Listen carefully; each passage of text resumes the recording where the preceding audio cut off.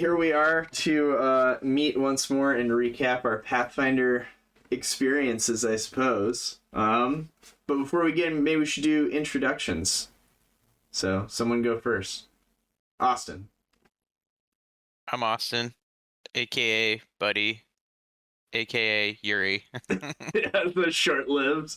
The short-lived Yuri. Uh-huh. Garm, who'd you play? I'm Garm, or Sirit, the fallen angel of Kintargo. Yeah, our cleric. Cobra, who'd you play?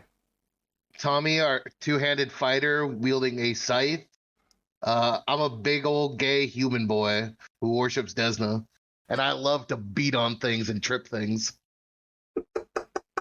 I'm a high intelligence fighter too, so I'm not even stupid. I'm just gullible. He built this. All right, Seish, do you want to follow that? I'm Seishi. I'm a rat with a gat. It's pretty much the character. Yep. And then I'm Walter. I was the game master for Hell's Rebels Adventure Path. So I figure we just go through it kind of book by book and talk about it and see what we think. So we'll start at the beginning. Book 1 in Hell's Bright Shadow. So, yeah. It started with you guys basically being in this town that's being oppressed. You attended a proclamation, and at that proclamation some fighting broke out, and you defended an NPC from some ne'er-do-wells, and his name was Rexus. You remember old Rexus? Rexus Viticora. Rexus Viticora, that's how you found him. I think I caught some people in half saving him. Yeah, that was the start of your murder spree. But yeah, basically you found out that his family was like tied to this old rebellious group known as the Silver Ravens, and you started like researching what they'd done, finding their old hideouts, trying to kind of liberate the people, start a grassroots movement, as it were, from the confines of, from the clutches of the madman Barzillai Thrune. Yeah. Do you guys have any highlights from there? What do you remember most about that part? We're the dogs. Oh, the livery. Wasn't that going to be our base? And then the next mission, we actually ended up getting a base? Or something like that? Yeah, you guys went to the Fair Fortune livery. There was the Mastiff and the other feral dogs. Then there were some dire rats. And rats. Yeah, I was going and talking to them, pleading with them, please, no, stop. Yeah. It's not your fault. Yeah. And then, yeah, it turned out that Sirit's employer was Larry Longroad at the coffee house, that she was super on board with your rebellious plans. Just kind of accidentally rolled into it, you know? Yeah, right? Yeah. As one tends to do. You remember, let's see, what happened then? Yeah, there's kind of just like, I guess that's something we could talk about now.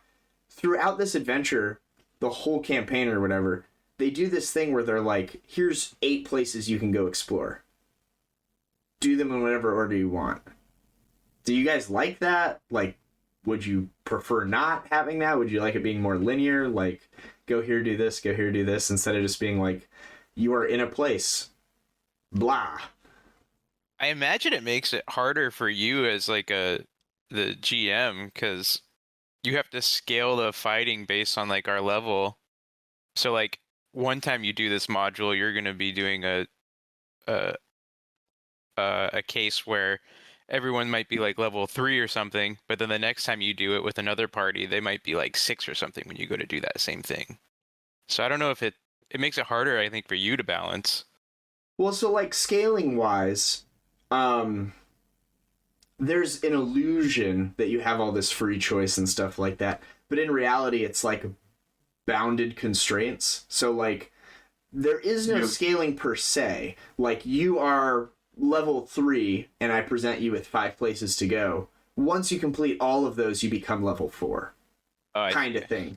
But there are some of them, and like we'll talk about that later when we get to the last book, or where like one of the encounters was like you're all level 13, 4 level 11 hellhounds, or make 2 saves or instantly die. Like, they're not equivalent, right? Like, you get sent to hell, right? There's the hell prison and the hellhounds were both in there, and they were like wildly different. So even with this, back in book 1, you know, you had like fighting a handful of dire rats, or like fighting a Strix that can like cast spells and fly, or like that Strix, that scorching ray, the back of my fucking head. Yeah. So like, if we were doing a more linear story progression, it would be a lot easier to like ramp. Like, it's designed to ramp from the dire rats, blah blah blah blah blah, up to the Strix. The way this is laid out, and that might not be a great example. The Strix might actually have been like a later level, but you could have a situation where the players are like, I go to the Strix first, and then they're like, oh, I gotta go kill some dire rats. Like, what's the... There's like no... Like, I guess as a GM I'd have you fight them, maybe, but like, why? You've already defeated the super hard thing.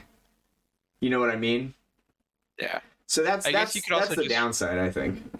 I guess you could also just change the like stat blocks of the dire rats to be harder, you know, or just put a new creature in altogether just to match with what we're doing. But then you're like, then you're having to go off onto like a tangent, and you have to know like the bestiary pretty well, or just more prep time for you. But yeah, no, you'd have to do more like adjusting on the fly and stuff like that. And honestly, like, the adventure paths have like a nice story and a nice arc to them, but you know, as much as I try to like run it by the book, there is a lot of like ad-libbing and other things that come into play. I'm not like necessarily changing enemy stat blocks, but you know, I am going to be changing like tactics or where they are, or you know, how things connect or flow together if it makes more sense for like the narrative story we're doing within the framework of this campaign. Like, you making, and we'll get to that when we get to book 3, but like you making that deal with that devil, like that's not at all, there's no guardrails there. Like, we're completely in uncharted waters there, pun intended. Off-roading. Yeah, we're very off-roading.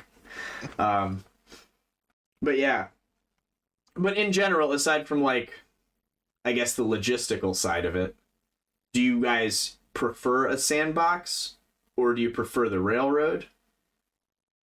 I kind of prefer the railroad, to be honest. I'm really bad at trying to figure out where to go in things or what to do next. If I don't have like an active quest log to check, I struggle. So you want the active quest log? Yeah, if it's sandbox, I'd like a quest log like written down into Discord after every session or something. Mm-hmm.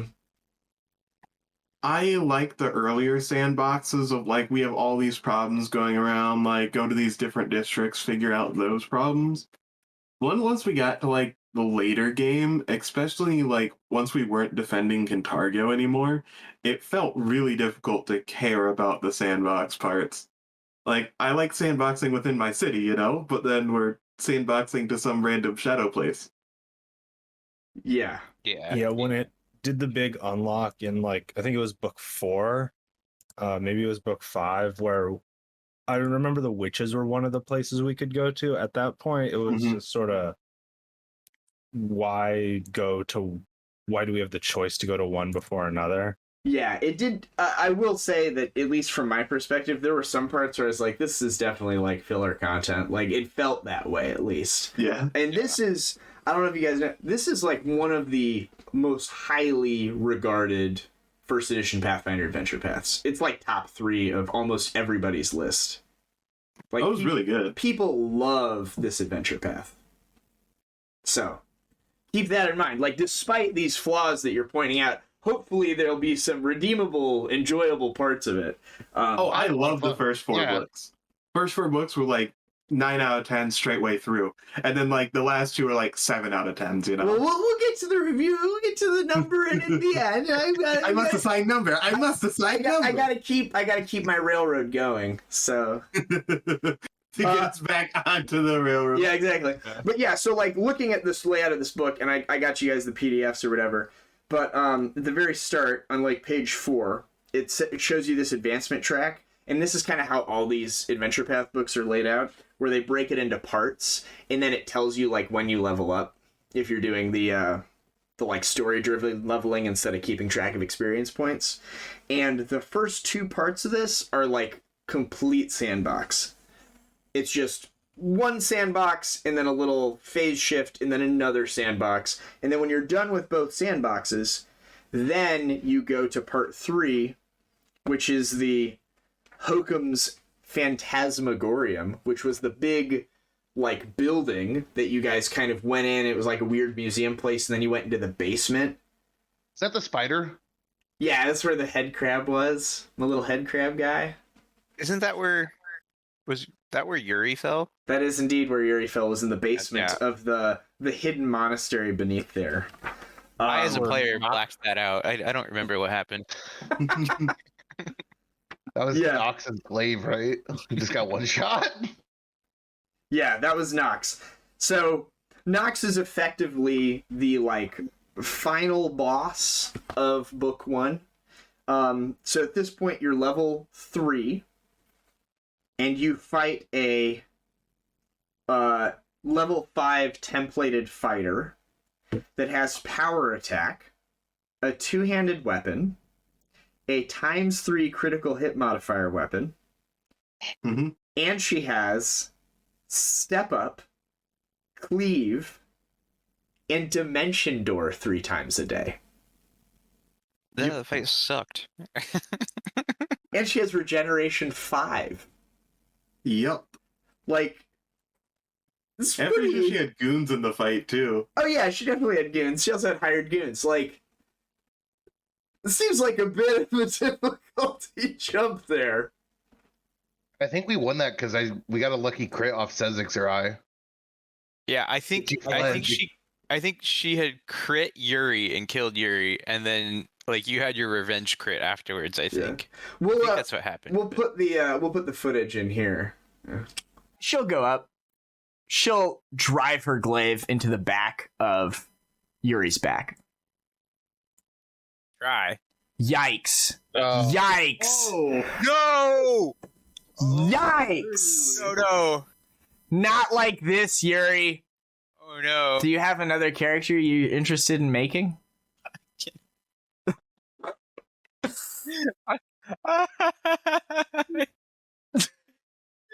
Does Yuri have a twin?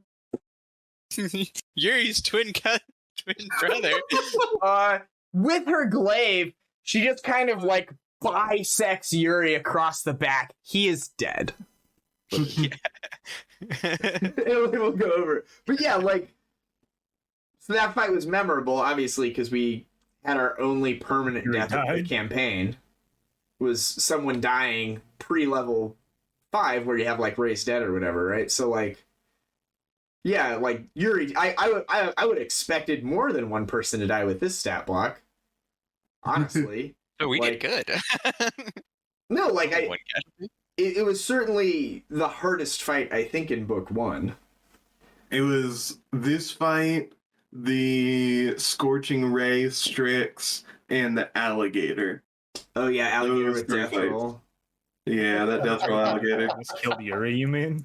A 13 against your flat-footed AC. Look at that. Yikes. Flat-footed is 13 precisely. Yikes indeed. This thing bites into Yuri.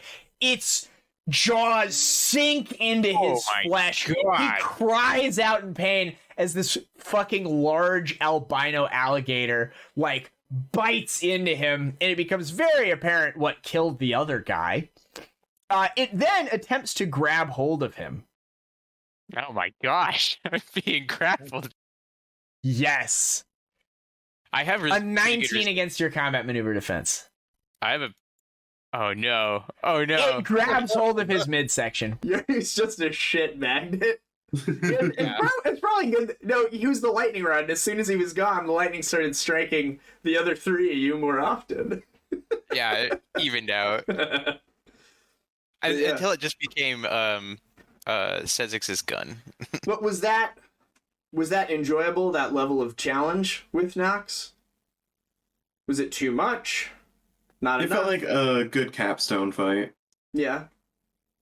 As the person who lost their character, I actually thought it was a fine fight. And as a player, I don't mind if my character dies, because I enjoy making new characters too, so. Okay. I thought it was fine. Yeah, and I mean, that's kind of where I'd come from too, is that, like, I want you guys to finish the whole adventure path. I want you to win as the GM. Otherwise, like, why did I read all this shit? Like, I need you guys to finish to validate my existence. But at the same time, I want it to be challenging, right? Like, you need to earn your victories. And I feel like with that fight, you really did. You know, so I think that's, like, where I would envision all of, like, the capstone fights, as Garm said, at the end of each one of these books, to have, like, one of those fights. And honestly, like, within the parts that make up the book, there should be, in my mind, like a capstone fight or a capstone encounter. There should be something that kind of, like, bookends that section. So, like, I think the Fushi sisters were the end of one of the parts, because that was, like, a harder fight too. Those Tengu ladies. I think that was technically a party wipe, but Oh yeah, it was. We all got knocked unconscious because they kept hitting us with saps. Oh yeah, and then I threw up my hands and I talked us down. I think I got knocked out by like a sneak attack daggers like immediately. Yeah, if I recall, I didn't go down because I decided to stealth. You didn't join combat, yeah. Yeah, I didn't join. I saw you all go down and then, like, came out with my hands up. They didn't even see me, dude. I got like a 34 on stealth. Okay, so that could bring me to another talking point that I had an idea for, was when you guys, I know that some of you, when you built your characters, you, like, planned out. You're like, at this level I'm taking this level I'm taking this. Like, you had it kind of scripted. You had your whole build mapped out, more or less. Yeah. Was there times while playing through the adventure that things happened and you adjusted your build going forward? So, like, in that example, Sezix was like, I have a gun, I made a gunslinger, I'm going to shoot people. Oh, I was just advantaged by being stealthed this whole time. I think from now on, I'm going to be stealthed at all times. Because then, I think at the start of the adventure, you were, like, more out there, and then by the end, you were like, I am always stealthed, I'm always hiding, I'm, like, always invisible, like... Yeah, if it went on a little bit longer, or if I honestly just remembered, I was gonna always just be applying oil of silence so I could just stay in the back and just not get seen. Yeah. But I just kept forgetting that because our games were infrequent enough. There were a lot of really funny early game moments where most of my job was casting silence on Sezix and then walking the other way. Saying, I don't know what you're doing with this, but have fun. Yep. But for the rest of you, did you like change your builds as you leveled up, or did you stay mostly true to form? Gave up my build by level 8, let me tell you. Yeah. I was, if I may, I was going down the channeled force route, so I was like gonna pick people up and throw them whenever I was like channeling positive energy and stuff.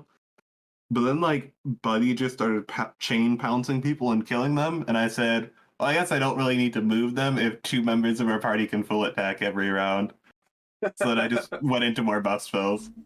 Pounce was a big power spike. Yeah, it was.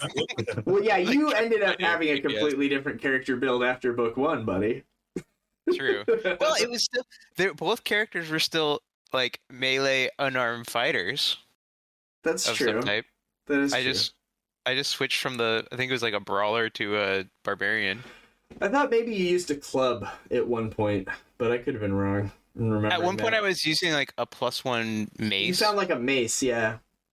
And I was like, there was this, I think early on when I was designing the character, the idea was like I would do all my attacks with like this big two-handed sword or something like that, or an axe, whatever has a high hit or damage die. And then at the end, I can just switch to like my unarmed strikes for like the come and get me or something like that. I can't remember exactly what we had planned out. Yeah, there was like some weird cheese you could do. Yeah, You could be using this like weapon, I think. Was this your first time ever playing Pathfinder? Or had you played before? I think we had played a few little level stuff many years ago. But this is your first full campaign. This was the first full campaign, and then before that we had like a level, like up to level 6 short campaign. That was only like maybe like 4 or 5 months. Okay. So that was also, I guess, technically my first full one, even though it was really short. So yeah, I was still getting used to like the mechanics and how combats work. Yeah. And then the math is involved, but Garm and I played a ton of Pathfinder, and then Cobra and Sezix played with Garm and I a whole campaign already. So they were basically 2 or more campaigns deep by this point. Yeah. To be fair, this is my second character I ever made, and I was too drunk in the first one to even. This is when I learned weapon math. I didn't figure out weapon math until Lindari. Well, you made a character that had half the amount of attacks of your first character that you ever played. Yeah, that's true. He had a double weapon fighter, so he had double the amount of attacks. Yeah, it was. Yeah, and that is one of the limitations of fantasy grounds that you can only have 4 attacks. I was a ranger with a pet, so not only did my wolf have 4 attacks, I had 7 attacks. Yeah. So I'm making 11 attacks a turn. Like, that's some action economy right there.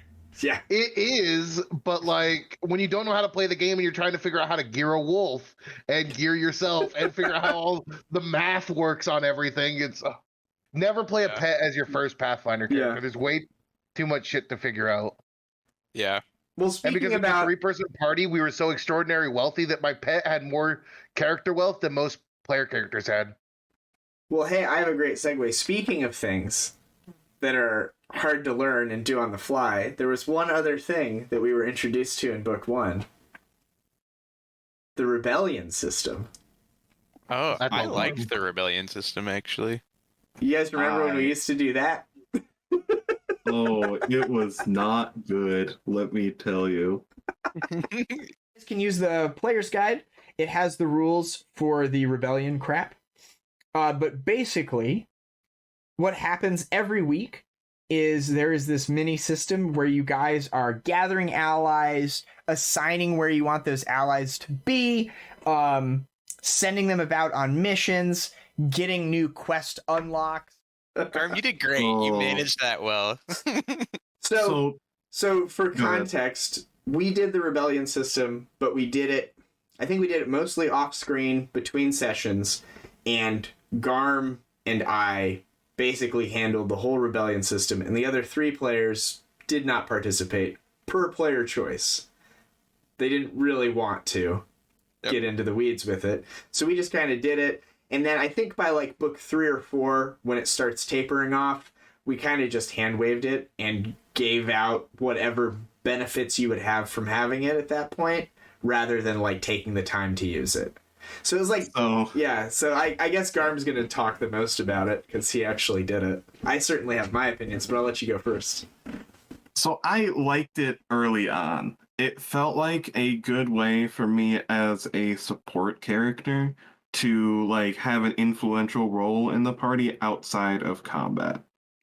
It gave me like a chance to be able to say like, hey, this person's going out doing this. Hey, this results in like a dumb little +1 or +2 bonus for everyone else through the rest of the campaign. Like that shit's really cool. Yeah.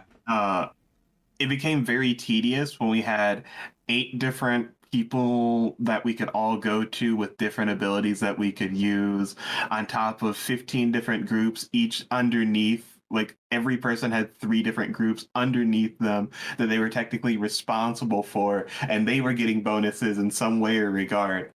So like it was very intricate, and I spent like 7 or 8 hours like just planning it all out, having a great time. And then at the end of book 4, we were like level like 13 or 14, and I said, "You won the rebellion. You're level 20 now. You get all the bonuses." And I went, "What the fuck?" Yeah. You just get everything. Yeah, and I mean, when we get there, I'll have to review. I honestly don't remember. So, like, I liked what you said, that it enables you to, like, participate outside of combat and have, like, another facet. Also, like, from a narrative perspective, it's cool that you have, like, a mechanical representation of how well you're doing. If this was, like, a fully homebrewed thing, it would probably be more like a vibe check from the GM to be like, they did pretty good with the rebellion, the city's safe.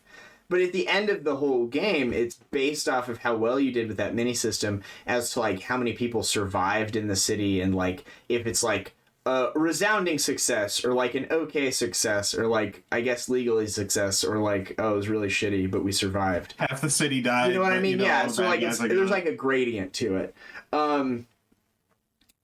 So for the uninitiated, and I think probably Garm knows this, basically every first edition Pathfinder Adventure Path has a mini system in it. I don't know why.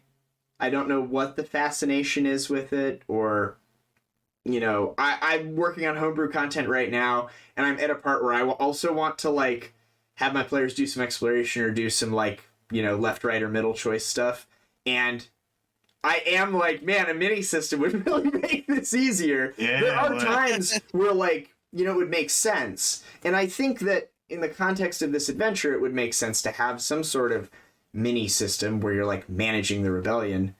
Do you think it's the execution where it fell flat for you? Or do you think it was, just having it in general? Where do you think it failed? I liked the weekly, like, hey, every week we get to roll basically these 5 different rolls, 1 check for everything, let's see what hits. And you get to go from there. Maybe you recruit some people, maybe everyone leaves, that kind of thing. That felt fun. Yeah, come on. Like, I specifically liked, we had a couple funny weeks where, like, I rolled, like, 3s and 4s on every single roll. So, like, we got to RP, like, the rebellion falling apart a little bit. It's like, that shit's super cool, and like it's fun to buy into that. But then there were just so many things happening. It felt like having 3 companions all at the same time, of just like, you're managing the loyalty, you're managing the subterfuge. Also, that, now that I think back, that was very strange. At the start, we had to choose a single like attribute to be really focused on. And we chose subterfuge, which was like be super stealthy and like go in the back doors and all that kind of stuff.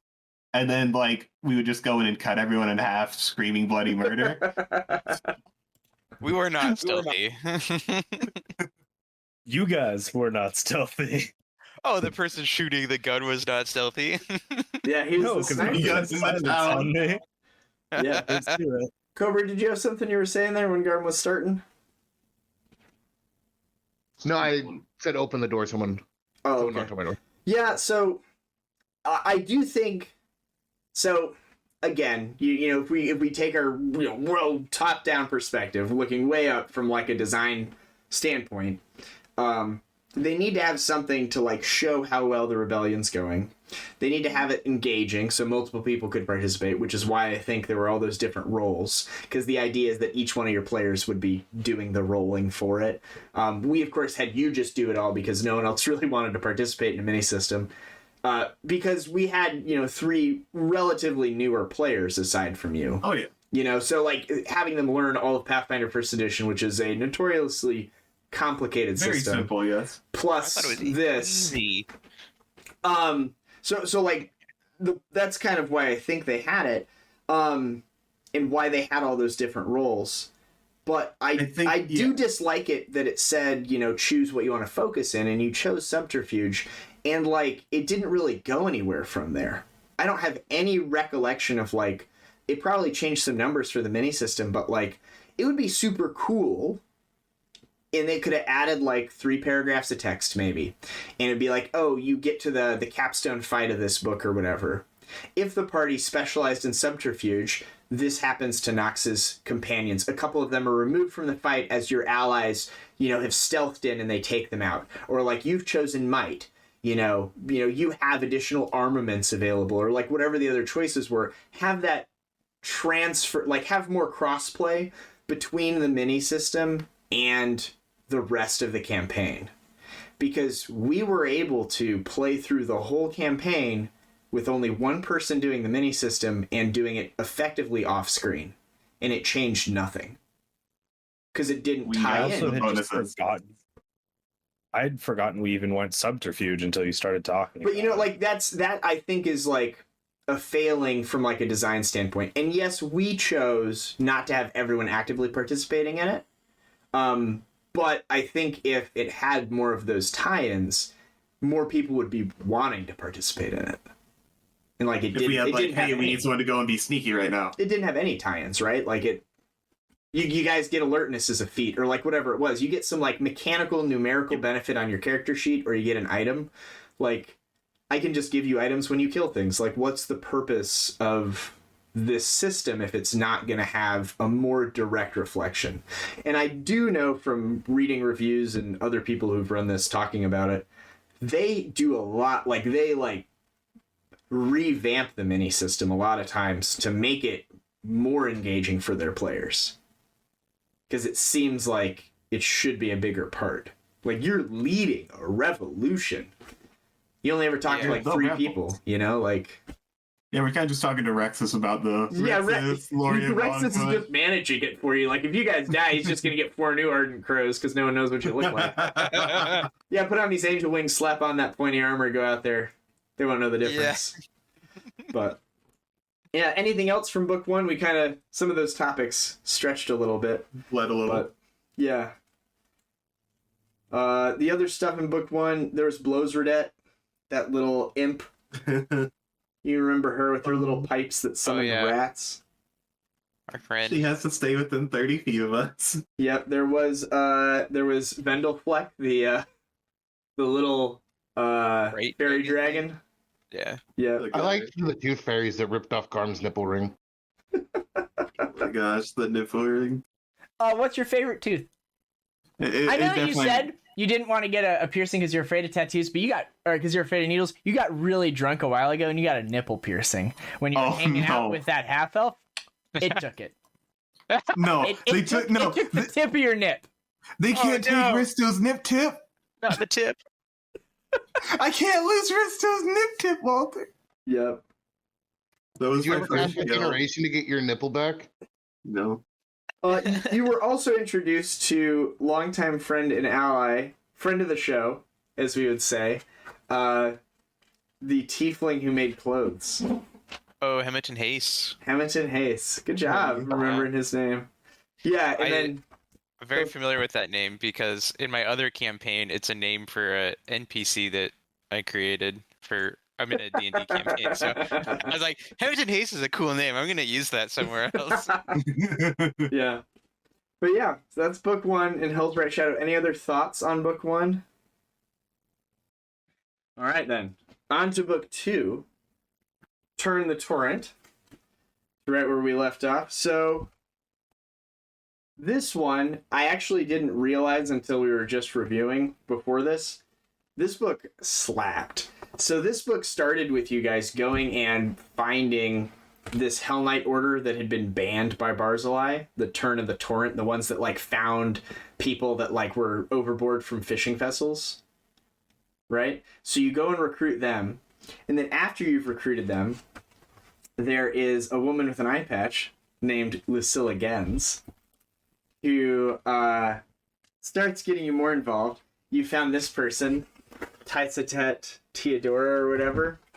Yeah, she was stalking us. Yep, she was like hired to spy on you.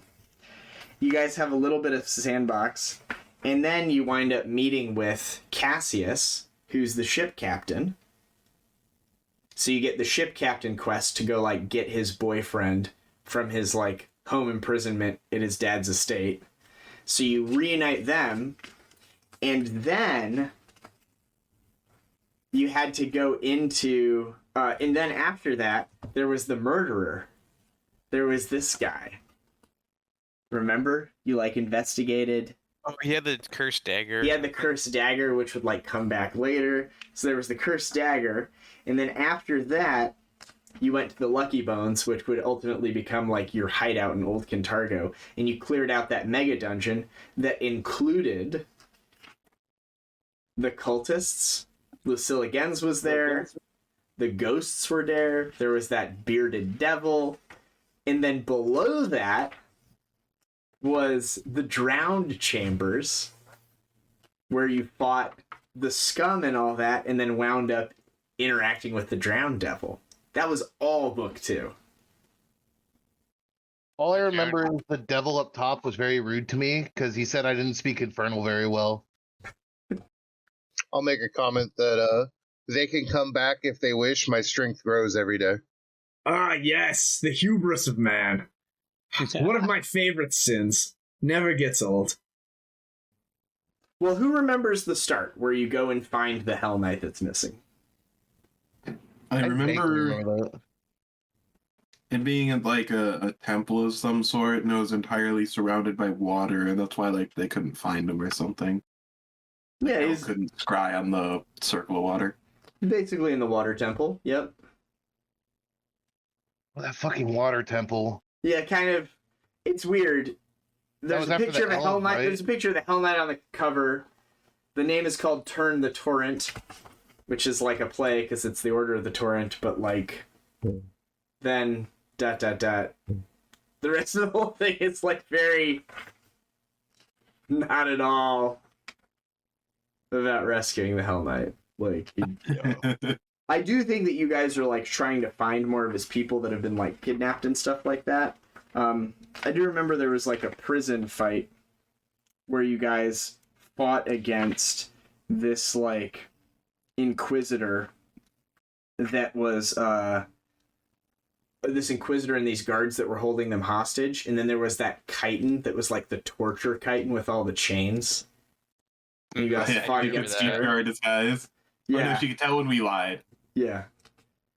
So you dealt with her, you freed those people, and then you moved to the second sandbox, which was this giant Chelish warship had come in, and the captain might be an ally if you could convince him to work with you. And then you met And with then the he gave captain. us favors that we never used. Yes, he gave you favors that you never used. So yeah, I do think that was cool. Like, as a cool reward, like you just have this. You can get these favors, and the adventure as written did basically allow me to be like, anything that would be reasonable, he'll try to do. So like you could use them for money, or you could be like, hey man, get out of jail free card, or like, we need assistance on this mission, and like I'd give you like a level 5 pirate that would come with you. Like, you guys just never chose to like use them that way. But it was that like, you know, ephemeral. Like, you could be whatever you wanted. Like, it was entirely up to you. Yeah. Which I thought was cool. We just really like the pieces of glass. Yeah. To keep them. Yeah, it was like very flavorful. But yeah, so then you freed his lover from their house. There was that hellhound outside. I think you guys didn't even fight it. Didn't you just stealth mission the whole thing? I think we ended up fighting it. Like, we tried to stealth it. Next up is the dog. The dog bounds back onto the map. The dog will make a perception check.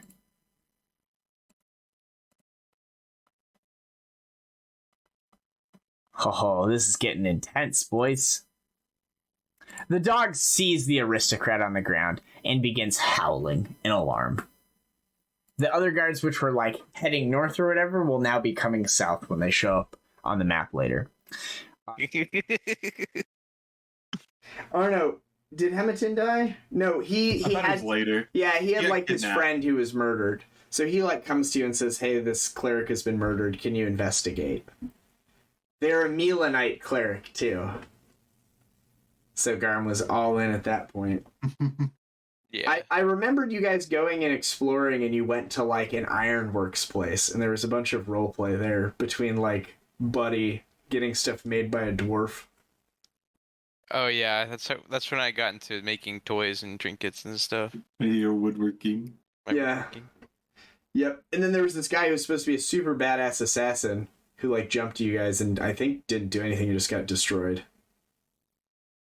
Oh, I don't remember if it was book 1 or book 2, but there were the halflings that attacked. Or that The looks like little children, kids. oh my god. I think that was book 1. Oh Yeah, my no, you all god. thought they were children, but I saw the knife and just blasted one of them before they could do anything. Sezix, 2 of these kids have disappeared. The third one has their hand like in their pocket. They're either pulling out like their favorite trading card from their collectible card game, or it's a mask made out of human skin. You're not sure yet. That child is not hostile. It's a surprise round. If you would like to shoot this clearly unarmed child, that is your choice to make. I will not stop you. Yeah, so like as Sethix rolls initiative, his class feature just puts a musket into his hand, and he just domes this like 5-year-old kid. I really wish that had crit. It was so close. Walking up, smacking him. We'll get to the part of the adventure path where you guys attack children. I thought it was earlier. But so like this serial killer thing, you didn't know that the knife was going to come back later. You didn't know that this was going to be like a reoccurring plot thread. There was some mention of like there were dark times in the past where there'd been murders. That's book 1. Book 2, there's this guy who like finds the cursed knife and begins killing people in the same way that guy killed people 100 years ago. Right? The professor. Mm-hmm. And then it comes back later. Man groove. As like at this point in the adventure, if you can think back to whatever 2023, whenever we played it, did you think that there would be like more to it, or did you think it was like a weird include? Did you like have no idea?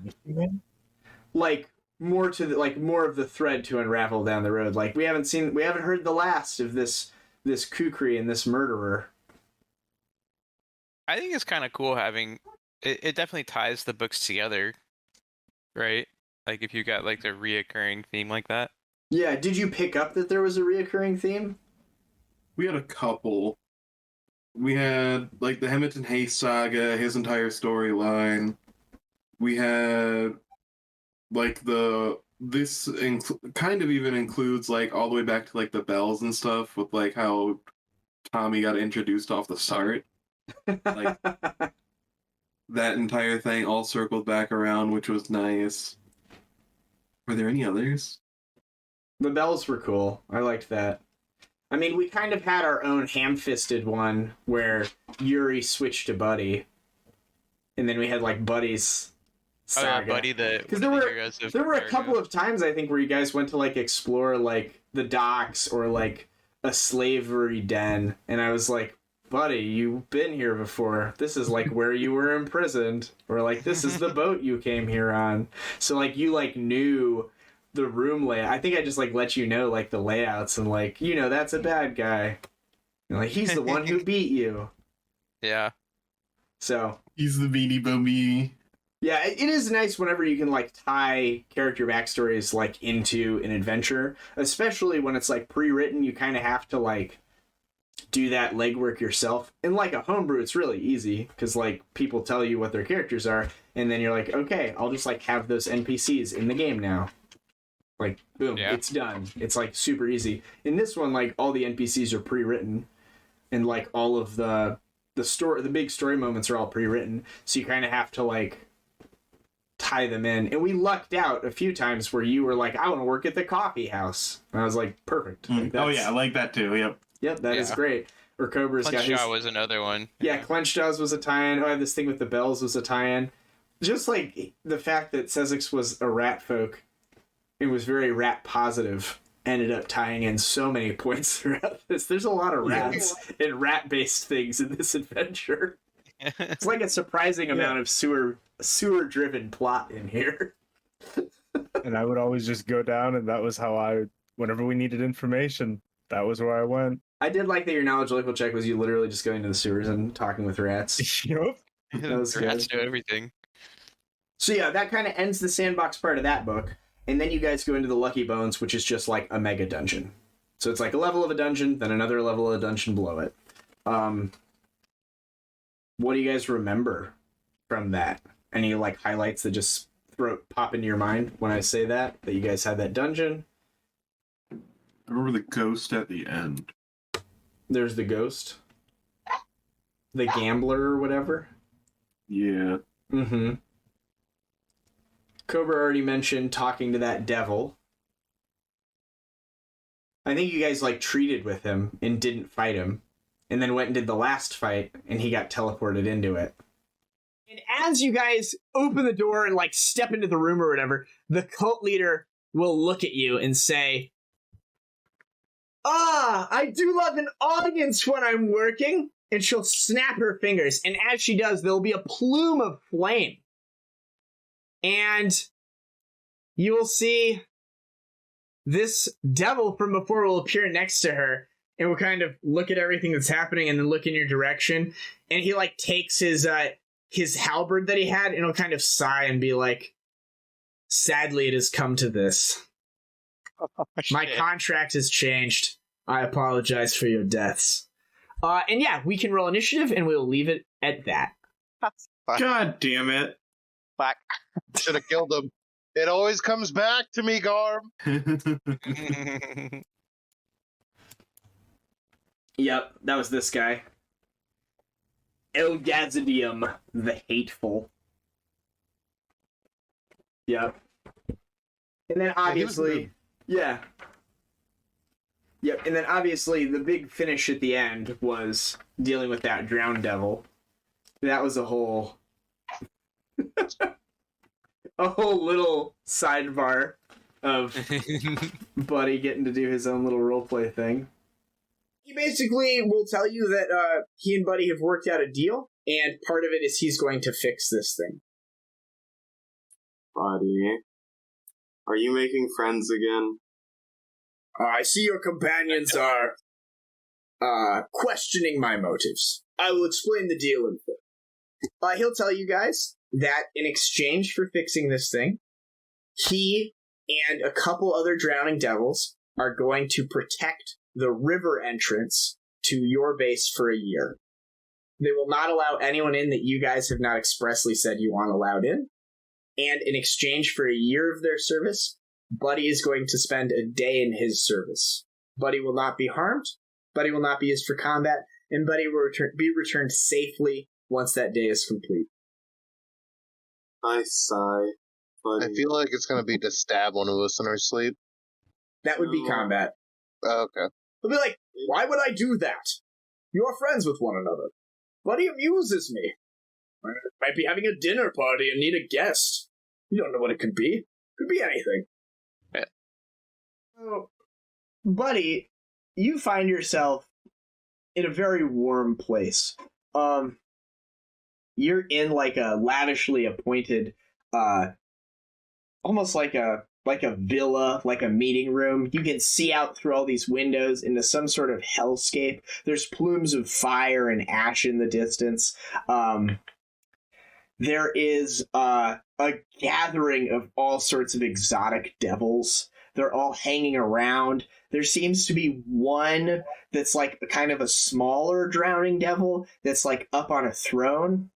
And you see it is decorated with all sorts of macabre things. It has like, maybe there's like a pair of severed angel wings that it's got, like it's wearing them on its back. It's got like the head of a unicorn that's been like preserved or whatever on its head. And it's there talking to Shershigat, who's a little bit bigger and standing next to it. And you like arrive in this plume of hellfire. Some of the devils look at you and like, you know, are just speaking in languages and voices and like undulations that sound like noise, but you're like, yeah, you don't really understand. And Shershigat will slither over to you. And he'll be like, oh, buddy, my friend, welcome, welcome. Hello, Shershigat. I made it. Yes, you did. And did That you was bring quick. a present? I mean, Buddy's got all sorts of stuff. Like, all I'll pull out like a little wooden carving that I've probably been working on for a while now. Oh, wait, please, right this way. Mancovia, this is Buddy from the mortal plane. I give you my gift for the evening. And she'll be like, oh, Father, he is so exquisite. Now we have to return him in one piece, but you have him for 24 hours. And he'll conjure like an hourglass out of thin air, and you see the kernels have like started moving, and he'll set it like on the throne next to her. And she'll be like, oh, for my 15,000th birthday, it's all I've wanted. Come here, stranger. Tell me of your world. Good times making good friends. Yep. This is actually the final boss of the book, is this scum spellcaster. I don't remember him at all, because I think he just got instantly killed. I don't remember that guy at all. I'm pretty sure that you guys came in through like a secret door and just instantly killed him. Murked him. Well, we'll insert some footage here. This is the one that had like there was something at the entrance. I can't remember what it was, but it pretended to be like an old woman, then just like one shot someone. I think it was me. Like I just was downed immediately for the fight. I think it was the entrance to this dungeon. Oh, was it well, this is the one that had the cultists in it. Oh, So she was like cultists. Yeah, she was like pretending to be sacrificed, right? This is also all the enemies had wands of hold person. I remember that. They did. Yeah, now It was a you're good fight. remembering it. It was like a few years ago, but yeah. It was I a good remember for like 2 books after this, all I did in combat was pull out a different wand of hold person and play. fight. Yep. I'm trying to remember here. I think it was this place, but maybe it was not. Oh yeah. Yep. There was the vault. There was like a locked vault that you guys couldn't get into. So you called in a favor to have someone come open it. That was like The mole guy? that was my favorite part of this book. This This is a good favor. Yeah. This is a good favor. Because if we can't get into the vault, someone else probably. Would you like to call in your favor? I'm voting a favor, yes. Sure. Let's roll a d20 and see how proficient your vault cracker is. You want to roll it since you're calling the favor, Garm?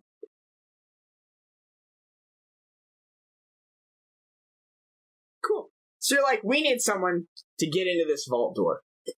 And the captain's like, all right, I'll send you one of my best. You see a halfling arrive a few hours later. He's wearing a very fine purple pair of pants, like a nice purple suit. He's got a big frilly, like, ascot, and he has like a wide-brimmed purple hat. And he's got traveling with a cane. And he's like, greetings! Are you the ones that are having a problem with your door? It's pretty jammed up.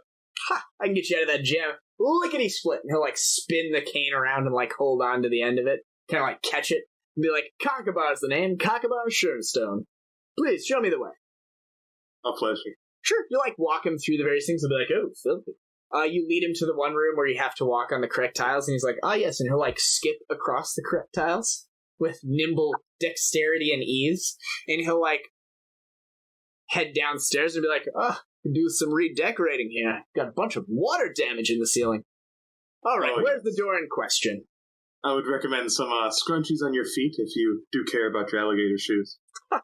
Please. Everything's magical and flawless. He casts prestidigitation to make himself look fantastic again. I do. Character. Yeah, you show him the door and he's like, beauty. This is it's a philander? Well, this is made by elves. There's an elven vaultsmith who's been active in the area for a couple hundred years. These are rare, even in Kintargo, even in old Kintargo. He, like, sets his cane off to the side and cracks his knuckles, and he's like, Oh, yes. And he, like, rubs his hand against the side of it and, like, listens to it. He's like, speak to me. And he begins rotating the dials, and he's like, yes, yes. I love someone that can put on a show, you know? Yes, yes, yes. And he, like, spins one of the dials, and he's like, quiet. Spins another dial.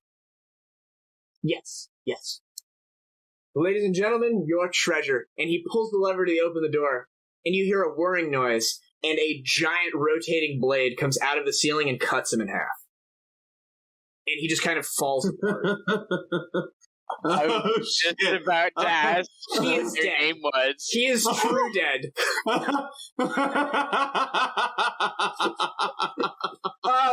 This favor, instead of being opening the door, will instead be 500 gold pieces, and that could always be one of the favors. Since it failed to open the door, you can sell his belongings and get 500 gold added to your party sheet. He's super dead. Would you like to call in another one and see if they roll better than a 4? Yeah. What are the odds, you know? I was gonna ask what their name was, and then you killed them. His name was Conkabar. Conkabar is dead. He's dead. Does this hurt our movement at all that we just... No one ever hears about this. I mean, that's part of the favor. I was gonna try and do it, and then we were just like, no, yeah, we can get a favor. And then you called it a second favor, and this guy was like, oh, he's an idiot, and just drilled through the wall around it. You can lead him into the vault area. There's like a spray of blood on the walls. There's no body. And he'll be like, yes, I see. The old blade trap, yes, a guillotine. We're quite familiar with those where I'm from.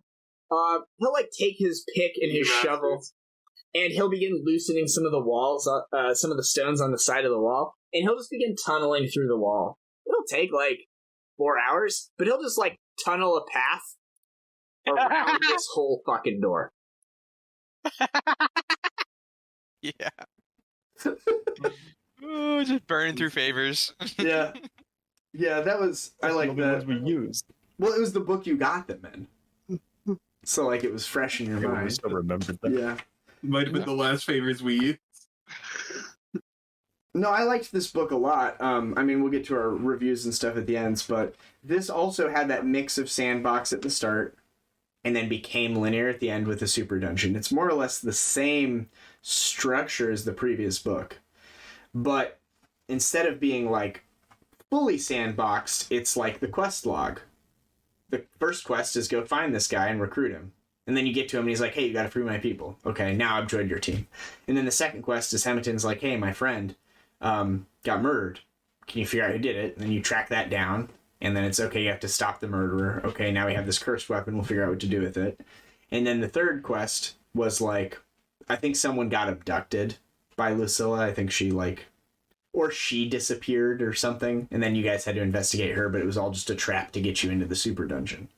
And then your quest log updated to kill everyone.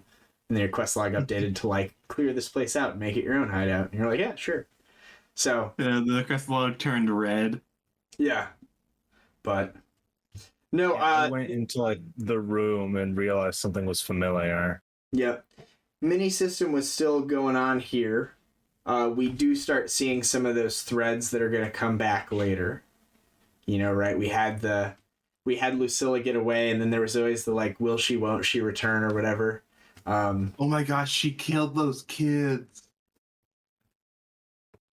That was this book. Didn't she bathe Seishi too? Yeah, I think you sent her outside with the people who had been kidnapped by the cult. Her. Yeah. you go outside, and then when you guys got outside, she had, like, disemboweled them and, like, written Sethix's name in the gore or whatever. Yep. I think that was one of the first times I'm like, yeah, we earned that negative reputation. Yep, that's fair. Yeah. Up the stairs, and you find a couple of bodies. Seems like the bodies of those two adolescent boys. They've been killed, and they've been killed in a very cult-like way. You notice that their chest cavities have been opened, their eyes have been removed, and their hearts are missing. That's what I was hoping it wouldn't be. And Yeah. Lucilla is nowhere to be found. Oh no. I always like it when an adventure path gives the players like the opportunity to just like royally screw themselves. And like it had no like mechanical long-term consequences really for like the whole plot or whatever, but it was really funny. Really funny. There's another adventure path, and I may have told this story, even recorded it in this adventure before, but like there's this other adventure I played where you go to like it's a high level part. You go to another plane. There's this evil dragon that like controls the mountainscape, and there's a group of weird alien creatures known as moon beasts there who like live in fear of the dragon, but they're also evil. And the moon beasts are in the process of making what they call their ultimate weapon, and they've got this big vat where they're like mixing a bunch of reagents together. And when you go talk to the moon beasts, they're like, do you want to be part of the great weapon? And my players were like, I was one of the players, were like, no, we don't, but we'll help you build your weapon. And they're like, oh yeah, we need bodies. So we went and murdered a bunch of creatures and drug their bodies and put them in the vat so they could finish their ultimate weapon to kill the dragon. The ultimate weapon was just creating a Shoggoth, which is like a Cthulhu level ooze creature that's way more dangerous than the dragon. So in the adventure path, it was like, here's mechanically how many more bodies the moon beasts need to complete summoning their Shoggoth. They don't have enough, and they won't unless the players help them.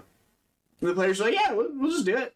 And like we just like completely fucked that part of the adventure up. But like the game just let you. I love it whenever an adventure just like lets you dig your own grave. Like quite literally. I love consequences. They're yes, great. You need to have consequences for stupid decisions. And this one was full of stupid decisions. Yeah. Any other highlights? Any other parts were there parts you didn't like? I think this one was pretty straightforward. The only thing I would say is like we did that dungeon, and when we got to the bottom there, I think our boss technically was Lucilla Jens, right? That was like the big bad at the end of this module. No, she was like midway through the fight. The big boss at the end was that drowned devil that you just talked to. Okay. Maybe that's why it was so anticlimactic in my mind, was because we chose diplomacy over fighting. Yeah. Well, someone made a deal with the devil. You know. As you do. Yep. Yeah, no, I mean, I think we kind of covered all the basics here. Do you feel like the combats and stuff were good? It sounds like we were all enjoying them as we remember them. Yeah. Liz challenging super dungeon. Yeah, pretty straightforward. Yeah, I think I liked the fighting. I just gotta give it for Sirit. Sirit enabled us to be able to do any of this by giving us buffs so we could go underwater. Yeah. Yes. Now though, we have to transition to book 3. Book 3, Dance of the Damned. This one begins with you guys at level 7. And you have to go secure other allies. So this is where you leave the city for the first time. So you go to the elves in the north and deal with that whole aquatic stuff that was happening. With like the aboleth or whatever. Yeah. That I soloed. Yes. Yeah. Yeah. You go to Vire and have all that role play with the Spider Queen lady and all that. This was a slut in this book. It'd be like And then you went to Menador Gap, and you guys dealt with that whole situation and blew up that mountainside. There was something before that. Owlbear girl. There was a little interlude with the owlbear girl, and then the last. What happened to the egg? It's an unanswered question. And then this book ends. This book is gas, dude. This book ends with you guys going to the Ruby Masquerade. You go to the big ball at the end. You go into the opera house. And you do that whole combat. And, like, cleared out the whole opera house. That's all this book. Wait, wasn't that we were invited, but we knew it was a trap, but we just kind of went anyways? Uh-huh. You're like, it's certainly a trap. But if we know it's a trap, it won't be a trap. Yeah. But it was a trap. We're trapping. We'll be ready. As immediately an ice wall splits the party in half. Yep. Well, so to start off, at the start, you guys actually don't, like, just go to the north and deal with the elves first. The first thing you have to do is, like, ally with these aristocrats. Do you remember doing that? The talking about the party? Yeah, you, like, diplomacied a bunch of random people. Oh, this was in Kintargo. We had to go to the families. Yep, you had to go to the families of all the Thrun supporters. It literally takes up 2 pages. That's it. Oh, yeah. This was another random guess where I got the exact amount of money she wanted, and it was horse-related. I'm going to talk to Delrange, or however you pronounce his name. Yeah, sounds good. Horse guy. Gonna go talk to the horse person. Very good. And yeah, she'll take you over there, and she obviously does know a good amount about horses. And she'll kind of examine it. How much did you say this horse was worth? 5,000 gold. Whoa! She will look this thing over from top to bottom and she'll be like, this is a extraordinary horse. The Archbaroness is looking for a bribe of no less than 10,000 gold pieces in value. Although if the bribe is made using items associated with horseback riding, racing, or hunting, this amount is halved.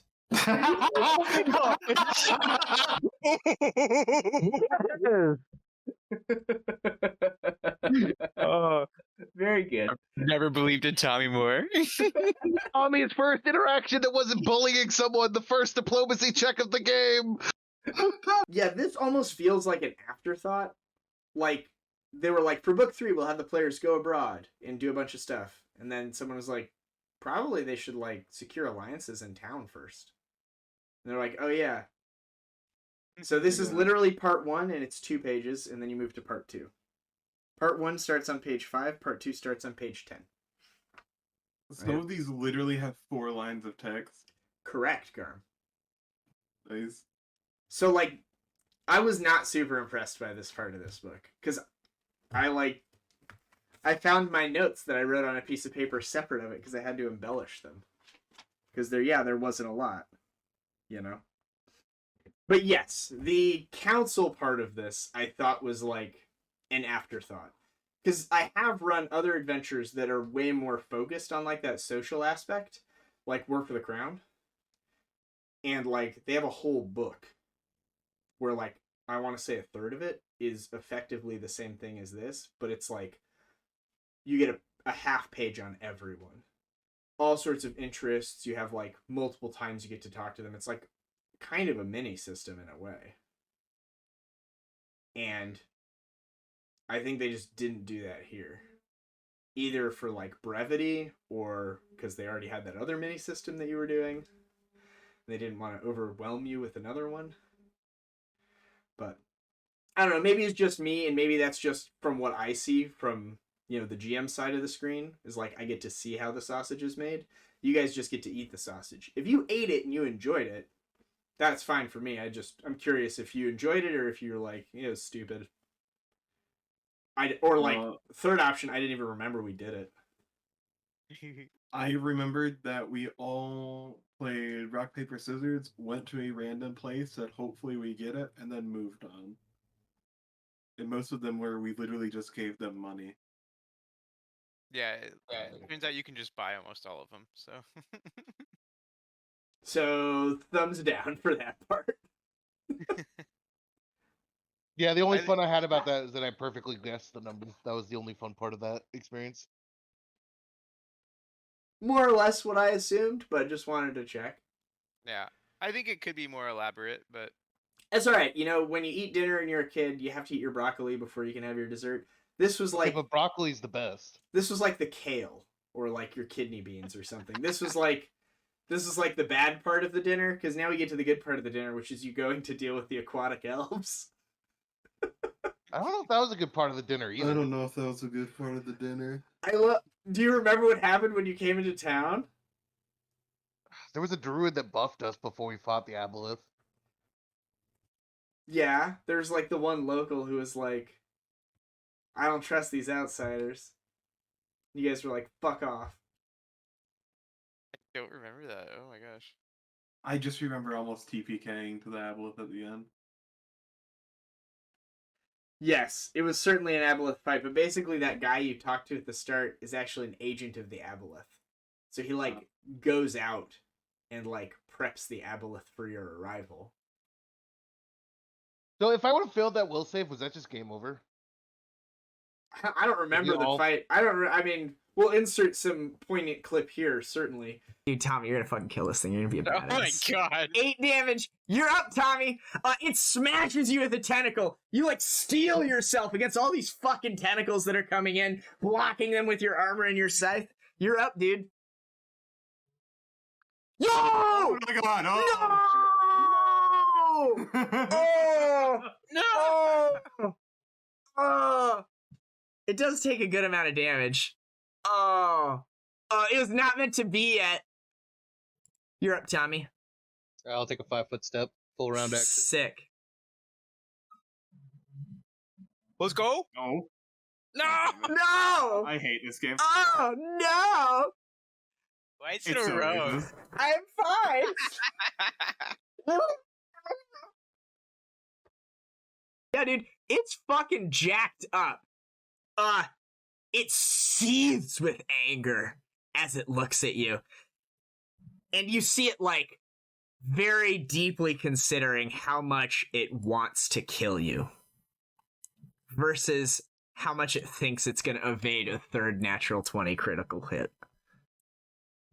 You see it, like, weighing the pros and cons of staying and fighting one more round. And in the end, it chooses the coward's way. As it takes a step back and casts a spell and disappears. I remember Garm cast a spell so that as long as I was close to him, I was fine. And then the aboleth used suggestion and told him to walk away from me. Yeah, so like the design of that is that it's this big cylinder underground. It's like, you know, like a buried cylinder. Yeah, it's like, but it's cylindrical, I believe. At Like the a missile bottom, silo? yeah, like an upside down, like a missile silo underwater. In the bottom, it has a bunch of broken ships, and it's actually not fully solid at the bottom. If you guys have it up, it's on page, I don't know, I think the map's on page I don't know, 11 or something. So it's like this cylindrical thing, and then between B3 and B4, he creates an illusionary wall. So it looks like it's just a dead end. And then he sits behind the illusionary wall and just casts spells. While you're fighting all of the random low CR undead that are there. Yeah. And I think that, to answer your question there, Tommy, Cobra, I think that at that point in that fight was a GM choice of... I'm pretty sure I could have just killed you guys. I think I came through the illusionary wall, or I think I broke the illusionary wall and did some action. That was like an action he might have taken, but like was much more cavalier.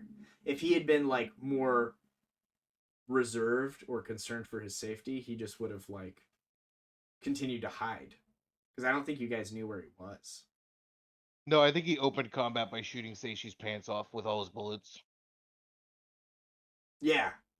But none of that gets rid of the illusionary wall. I think he was just hanging out, completely obfuscated, until I was like, oh, this is going to be a TPK if I don't come out and allow them to hit me. But, like, as written, he doesn't do that. Yeah. Like... You let hubris give us another day. Yeah, no, I'm pretty sure that he hides behind this illusionary wall.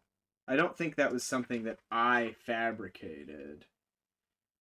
Oh god, it's even worse. They cast project image to have the spirit. That's right. They projected an image of the spirit of this elven woman who is telling you guys to like disrupt the protective wards. Do you remember that? There was like a ghost that was like, "Come on, guys, you got to break these wards." And then as you guys started doing it, you're making spellcraft checks. You're like, "I think that elf chick is fucking with us." And it was just an illusion. He like made an illusionary ghost to tell you to do things. Yeah. That was a super cool fight, like, from my side. It sounds like it was pretty harrowing. Yeah. Yeah, aboleths are not to be trifled with. And that seems to be their tactic every time they're written, is to basically do shit with illusions. To be as annoying as possible. Yeah, to be as annoying as possible. Yeah. So, I don't know. Maybe the wall was my addition. I'm trying to see if it was or not. I don't remember there being a wall. Was it just the but that woman was there, right? No, if I remember correctly, you said there were supposed to be 2 people there, but you just didn't put one there. I thought it was like a ranger captain or something, though. Oh yeah, the ranger guy from before is supposed to be there, but I would have certainly TPK'd you guys with that. Yeah, I'm pretty sure you said he just wasn't there. Like you just didn't put him in.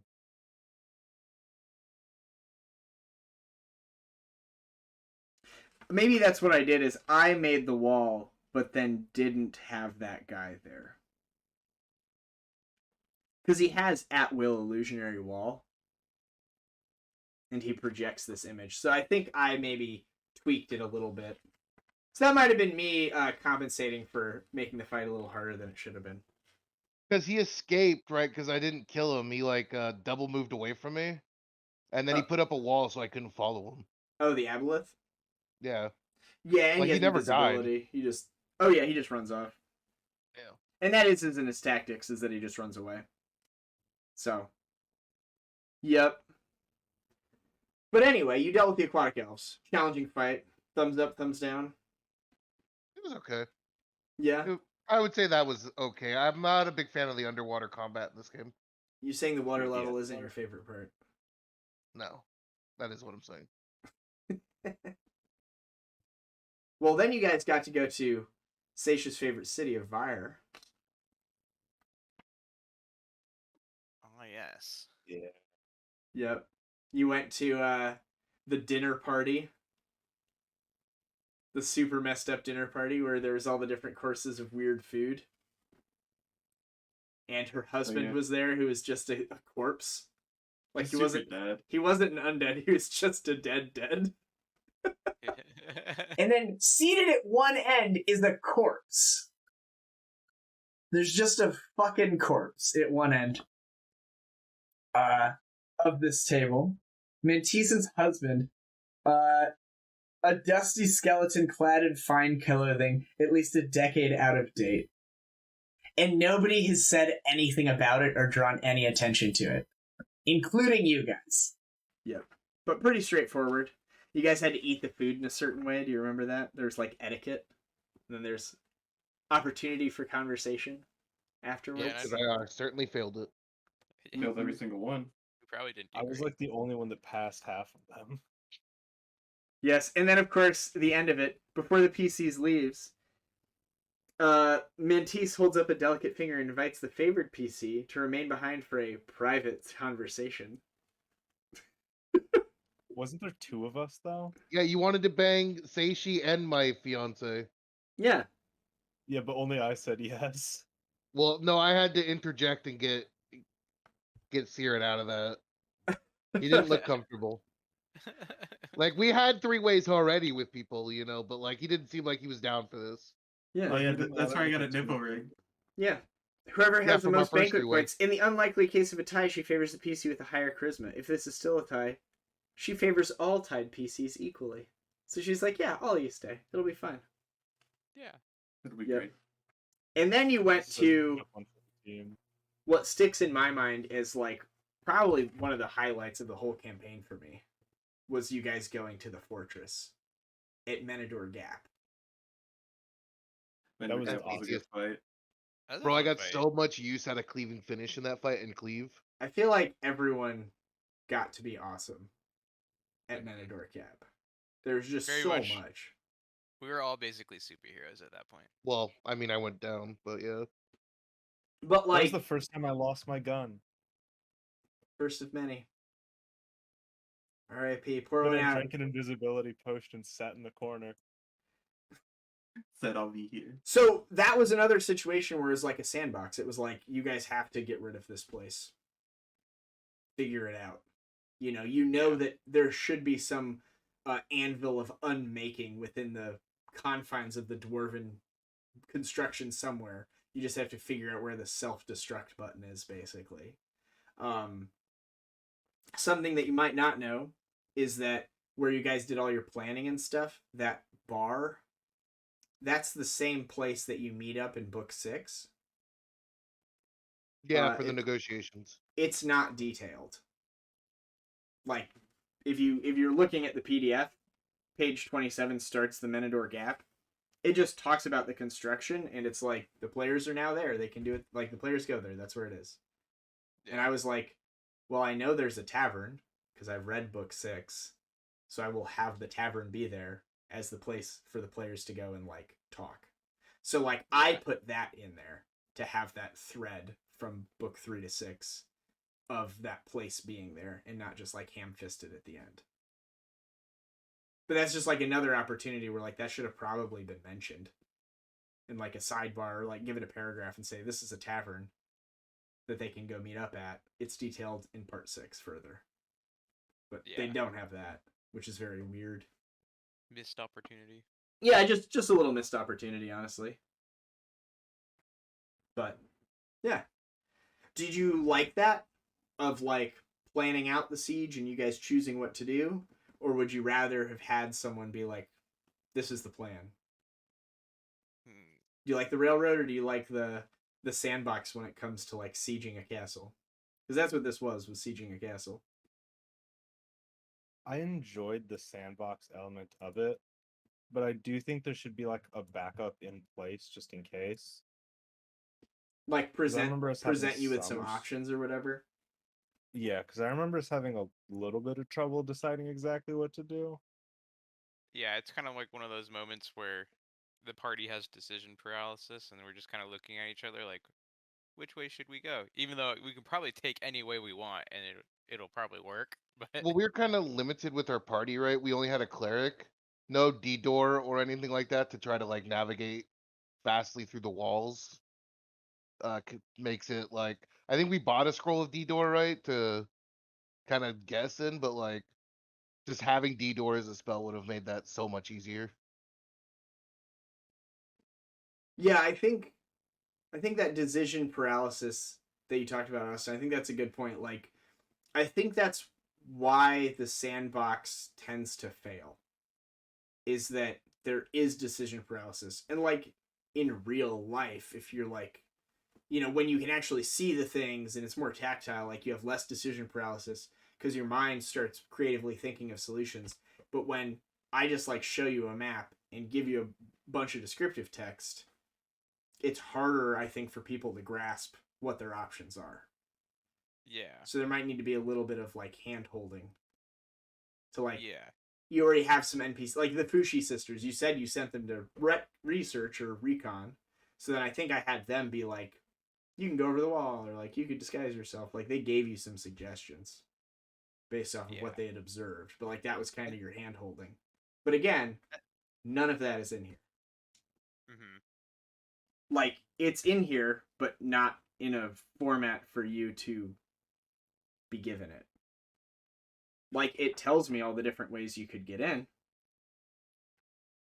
That's good for me to know, but it doesn't let you guys know how to do them. Yeah. Or, like, what the expectations are. So, combat-wise, I recall it being a very lengthy, complicated, multi-round, multi-map combat. It kept going, yeah. Yeah, But I think it it was just 'cause you had so awesome. many soldiers. Yeah. It Like, was there was a lot for something. you to control. Yeah, good. It's just a lot for you to control. Like, I don't remember how many soldiers, but I feel like there was probably at least 20 units you were moving around, and Yes. we were only seeing probably like 8 at a time because they all had to like run into position and all that stuff. Yeah, there were definitely like a lot of little little moving parts, little fiddly bits. I do think that like I much prefer playing in person, but I think that's one of the advantages to having that online software was like it just like kept all the initiative count for me, it kept track of all their life totals for me. Like that element of it made it a lot easier. And I'm used to running like I've done so much like Pathfinder Society, and like when I learned to GM, I kind of like tried to find something to like make the thing that I did really well. Some people are like really good at doing improv, some people are good at doing voices, some people are like really zany and out of the box thinkers, some people just like memorize the whole like setting and just know everything about it. My thing was always combat. Like not necessarily getting all the rulings correct for like how spells work, but just efficiency. Like I try to make my combats quick so they don't drag. I think if you had that, like let's say you guys were playing together and you had a different GM and you decided to approach this the same way, and the GM's like, well, then you would fight 20 guys at once. I think that could have been like an 8-hour combat. Like I'm not tooting my own horn, but I think like that's not necessarily a strength of this adventure right here. Yeah. Because like that could just be so overwhelming for someone who like doesn't enjoy running 20 combatants at once. Soldier 12. 12 is me. I believe somewhere. They're all me. They're all me. Where's 12? Is 12 dead? Can't be. You've only killed one soldier so far. Oh, 12. You see a second guy run downstairs. He's a little behind his buddy. I just need to get them all on this map and then we'll be okay. I don't mind it. I like doing it. But like if you had someone else who like is a great GM but like doesn't want to run 20 enemies at once, that's a fucking lot of enemies to run. Yeah. And they're like in different rooms. Some of them have different gear. There's like a guy who's mounted. There's spellcasters. There's like flying creature. Like there's a lot of shit going on. Yeah. So I'm glad that you guys enjoyed it though. Again, that's like from my side of things, behind the DM screen, how the sausage is made. That's like what I was thinking about as that was happening, was like there's a lot of shit going on. But hopefully from your guys' perspective, you were just like getting to enjoy killing dudes and it was like streamlined and easier and just fun. I have a lot of fun doing the combat. Well, I know you did. You had to use Great Cleave. Yeah. And cleaving finish. Right? The greatest feat ever. You've used it multiple times in the campaign too. I think that was the first I got a time. lot of mileage out of cleaving finish. You got a lot more mileage out of cleaving finish than probably anyone has ever gotten out of cleaving finish. And you just see this devilish smile on Tommy's face as he jumps 20 points of damage on everything. We're starting from the top, right, going around. Hit. All right, that's a hit. Just roll that. Great cleave work as long as he keeps hitting. Yep. He keeps going. Yep. That is That's exactly it. how it works. Oh, that was so close to 19. That's He a just hit. needs a crit 1 to kill 2. That's what I'm. I mean, being level 8 and getting 6 attacks with a two-handed weapon's pretty satisfying. Yeah, it's pretty good. Oh, 18! God damn it! The last one. Get deleted! Step away from my boyfriend! It should just be a free feat. Like, it should just be an add-on to Great Cleave. Once you hit, like, level 10, you just also get it. Because why did you take Great Cleave? Yeah, because once you start making multiple attacks around, cleaving finish is the only one that matters. Yeah. No, it should like, auto-scale or something. But kudos to you for taking it. My favorite part of that actually wasn't the massive combat. it was the end. The whole like cinematic self-destruct sequence in the series of events. It was like Lemony Snicket, or just like, how the fuck did we get here? Where like Sezix like ran up and there was like the Guardians and shit. And there was that Ares chasing you. Do you remember that? You zoomies into this room. The Archons both will also just look at you. I'll like yell at them, we need to get this done. We need to spin the wheel. And they'll be like, we are forbidden from touching the anvil. Then protect me as I do it. Only those permitted to enter the chamber are allowed to enter the chamber, sir. They'll say, and they'll both stand and flank the door to prevent other people from walking through it that aren't you. Stuff happens down here you're unaware of.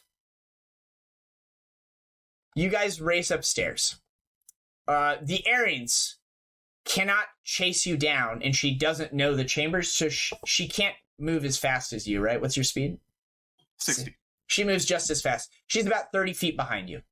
She doesn't know this chamber is here, so she's not going to teleport. She'll just be following. You'll hear the sound and see the flame, like the light of a torch, basically, because, you know, she has her flaming bow, and she's got, like, all this fire effects. You hear, like, her razor dragging against the wall as she comes up the stairs behind you, like, very, like, serial killer-esque.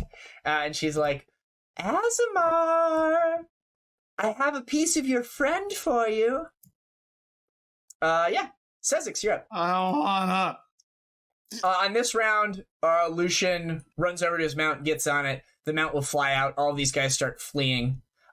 He'll be like up in the air watching as like the mountain fucking slides and collapses. The only thing that's left is this Aryans.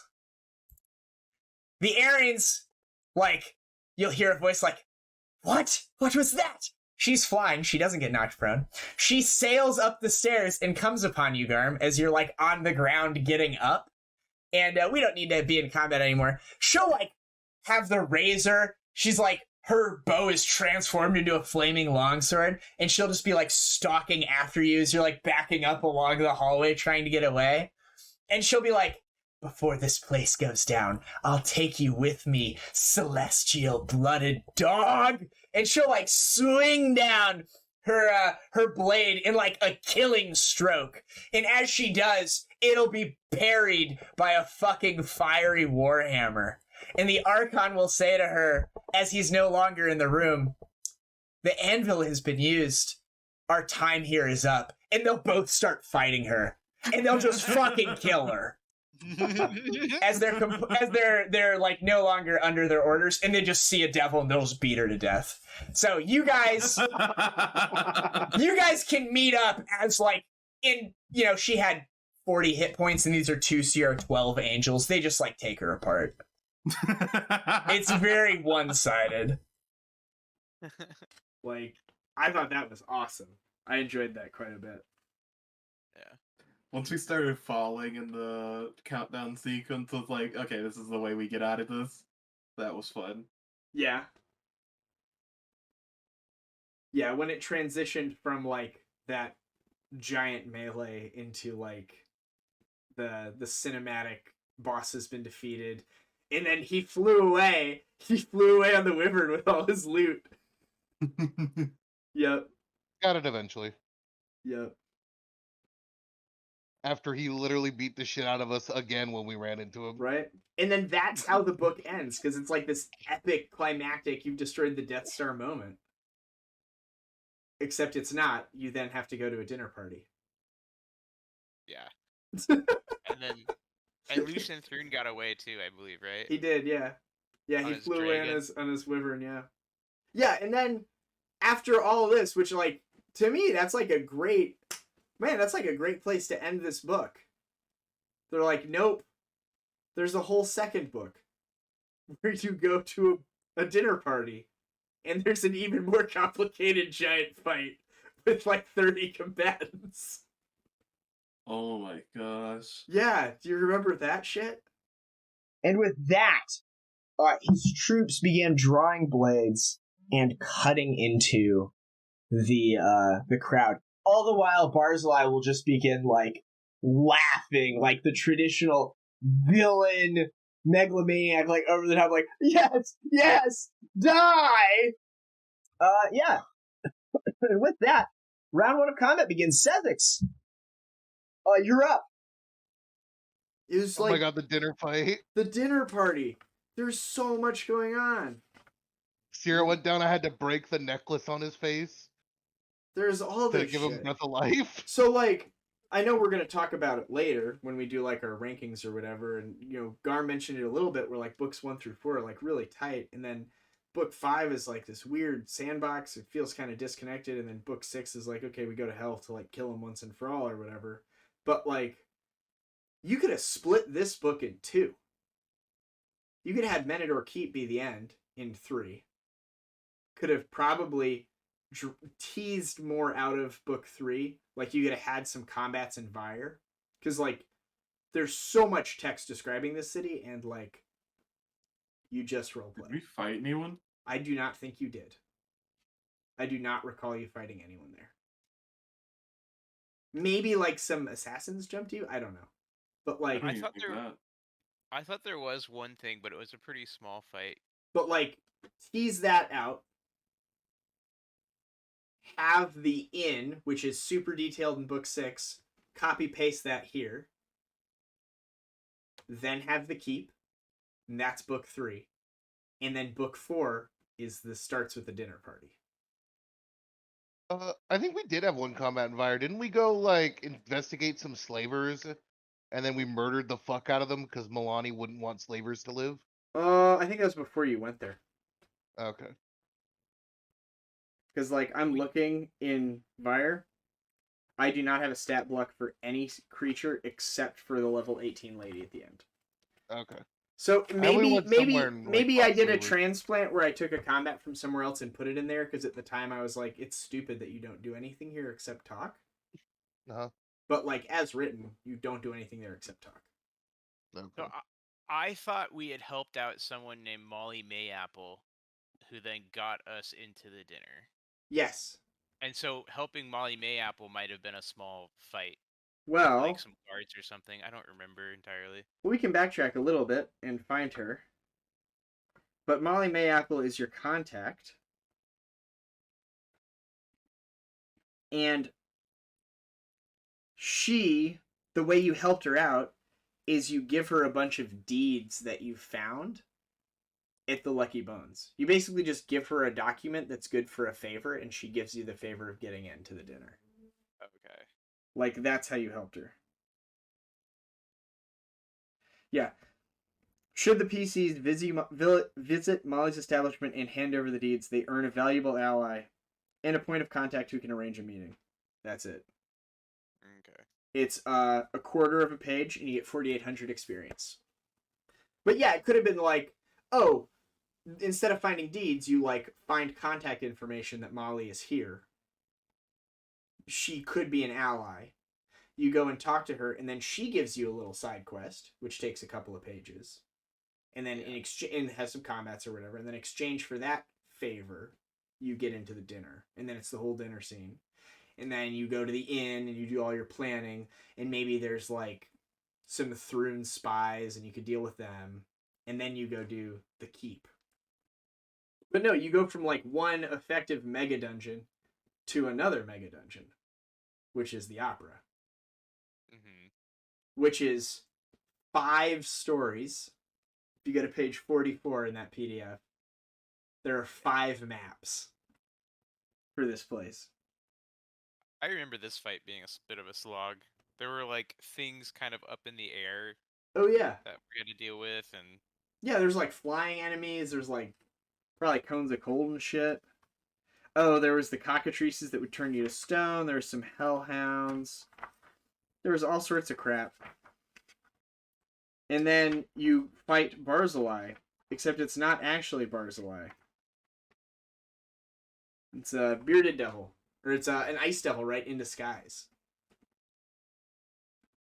It was all a Didn't trick. she shoot him in the face? Like, Yeah, you, like, right off crit the him. You crit him, and you were like, yeah, I feel so good. And it's like, nope, he was just disguised. And then, yep, you find Julia, and she's a vampire. You find Senshin, who's someone from the previous adventure party 100 years ago who'd been turned to stone. and she becomes like the GM NPC insert. And actually, a fun aside here, that is a literal GMC insert from the person who wrote the adventure. They all get one. Like, it's actually their character that they played in Rise of the Rune Lords. Oh. And because the next book, book 4, is the 100th adventure path book. Like, it's part 4 or whatever, but it was their 100th book. It says on the spine 100. It has all of the creative team basically got to like include some sort of NPC in some snippet. And the one that he included was his character that he played previously, which is why she's like in the adventure. That's cool. Yeah, it's like a cool little thing, but again, it's just all behind the scenes. Like, that explains why it's there, but like from a player perspective, now there's just like this gal who shows up in book 4 and like is awesome. And she's like, "Oh, we have this specific need for a bard to perform this song in order for us to like have the Song of Silver to protect the city. No one made a bard. Well, the GM did. Here's this bard. They'll do it for you." Perfect. It's Right, nice like, we have yeah. this problem and solution. So like, what am I doing here? What would you say my job is? Is to just watch you play the game with yourself? I don't know. Anyways, right. Anyway, that's book 4. We'll get to there. Book 3. Anything else you want to say about that stuff? There's a lot of crap. It was just a big mega dungeon. Like, I don't know. There was. I like the mega dungeon itself, but the mini game before the mega dungeon felt very weird, especially when at the end we knew that they were just fucking with us and we're just wasting our time. You mean the mask points? Yeah. Which is yet another mini system. This book also has fucking another dinner party that you go to with a different mini system. This one was weird. They take up so much text writing about 2 different social mini systems, and they don't have a third one at the start when you are diplomacying the people that you need to support the city. That's all this book. Remember, the start of this was those 10 NPCs. Holy shit. So there's like 3 separate social interactions. All 3 of them have a completely different mini system for social interaction. And the whole campaign has another mini system on top of it of managing the rebellion. And then on top of that, every combat is like a giant fucking massive enemy combat. This book is just a lot. There's just a lot happening here. Is this staged funny? Yeah. Yeah, I don't know. This book, I liked it, but in reviewing it and like going through it, I definitely felt like it was rushed. Like, there's just so much packed in here. And if you think back to book 1 is like, you fight 3 dogs. Next It's page. just crazy. You fight an imp. This is Next page. This is the book with Benidorm Gap. Like, why? It's so much. There's so much. There's so much stuff. Yeah, there's just a lot. There's just a lot. Like, and I think we spent an extra session here too. I'll have to check and see, or someone can if they pull up the playlist on YouTube of all the things. At the start of the playlist, I have it broken down by each book. I think we spent like 6 sessions on the previous 2 books, and I think we might have spent 8 on this one. I think it just took longer. Yeah. Because like there's just more stuff. But yeah, I had completely forgotten about that mini system, and I just made the connection now that they have 3 different systems. It's so weird. It's just a weird design thing. Yeah, I don't know. And like I'm always, it always feels wrong to like call stuff filler, because like someone wrote it and like someone put their heart and soul into it and like did a good job creating this content for us to enjoy. But like, you need to secure the alliance with the aquatic elves in Vyre. Fucking why? Like, you created the need for us to go secure those alliances. You like invented this city and you invented these aquatic elves and you said that we have to secure the northern portal. How about instead the favor we did with our ship captain?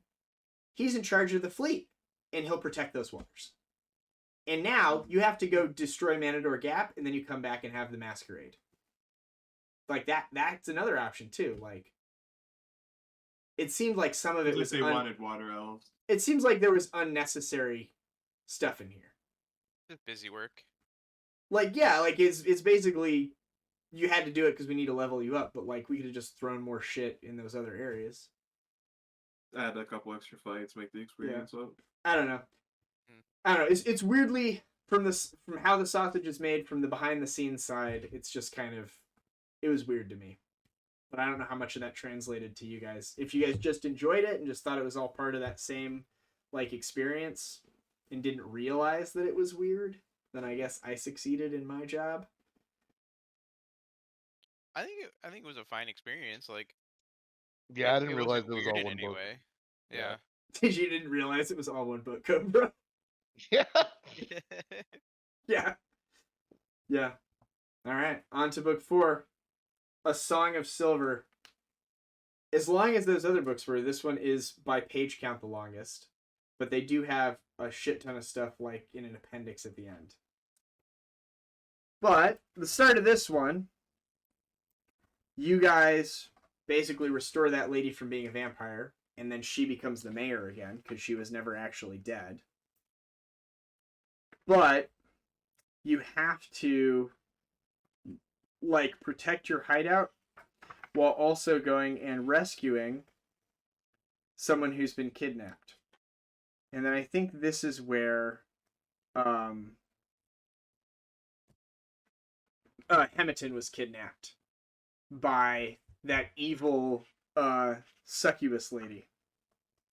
And Senshin went with you down into the Silver Star, went into this like underground place. There were like some oozes. It was a little sewer action. But you guys went down there.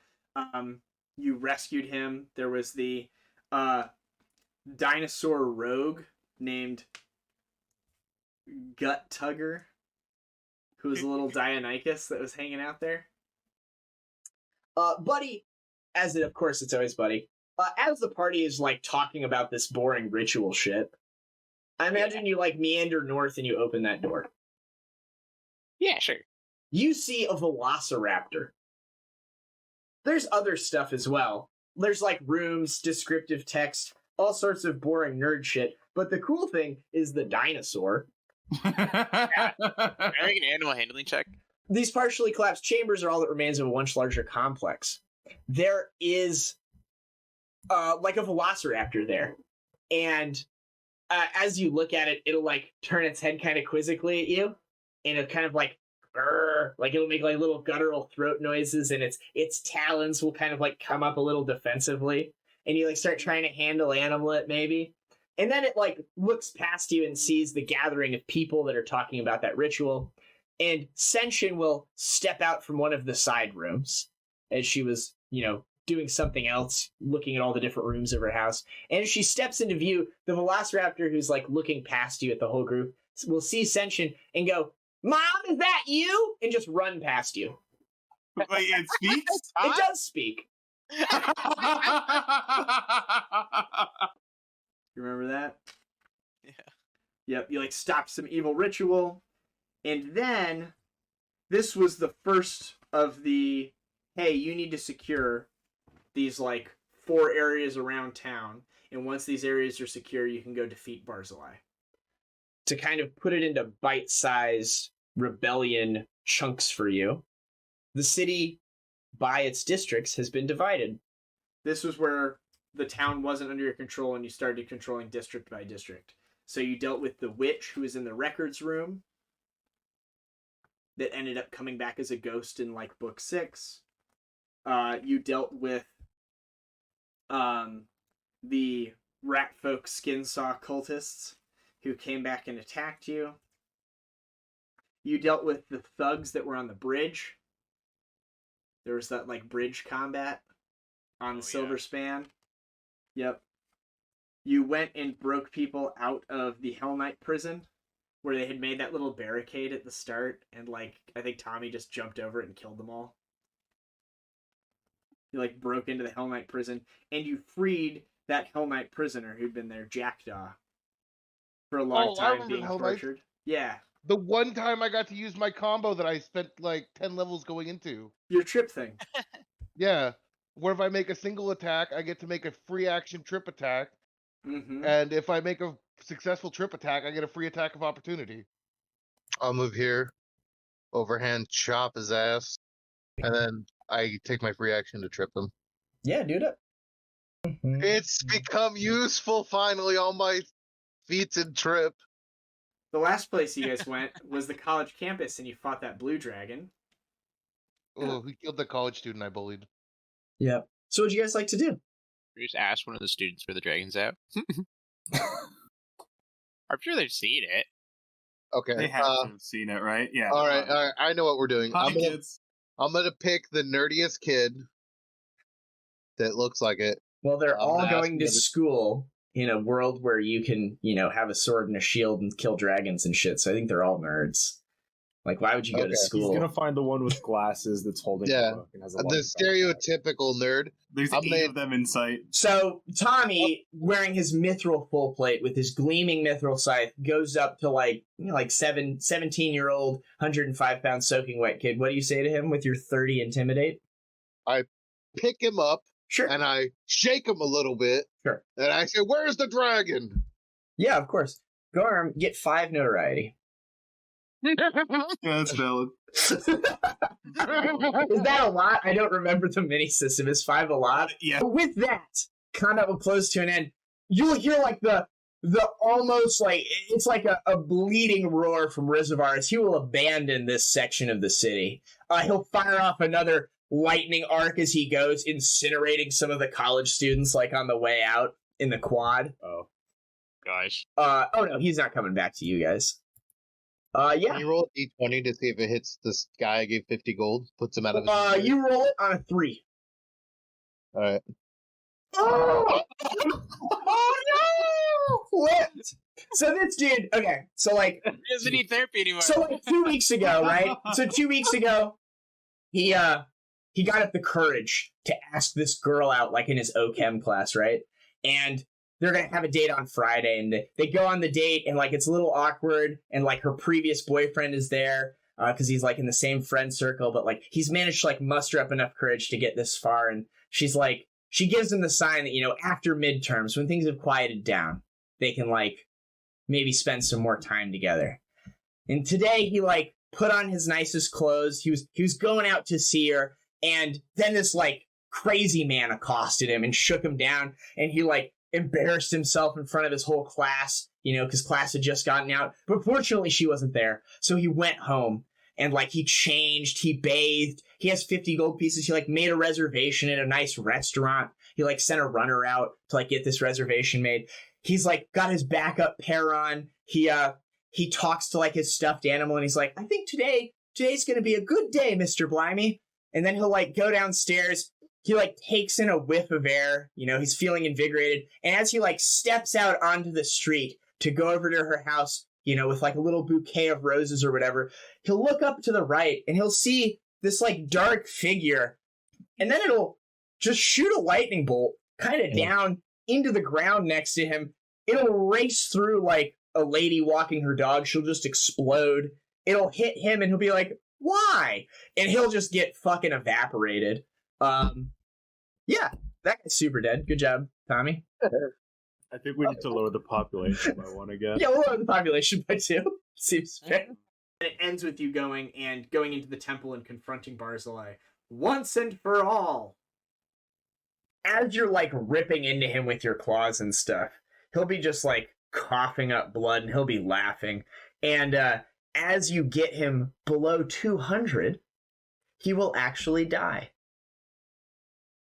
And as like that final claw hits him, his skin will do like the Blade 2 special effects vampire exposed to sunlight thing, where he just like turns into like ash and then disintegrates like little pixel by pixel or whatever, as he just kind of gets shaved away. And as he's like crystallizing and disintegrating, and all his gear will just like satisfactorily plop onto the ground. There'll be like a bunch of plot items that'll drop down, like a little bunch of, it's like Borderlands 2 and you just like shot something, like a bunch of gears falling out of him. Oh my god, there's so many oranges! Oh my god! Yeah, he's got a lot of stuff. But like as he's dying, he'll say to you, buddy, just loud enough for you to hear, Death is only the beginning. Nice. And then he'll be gone.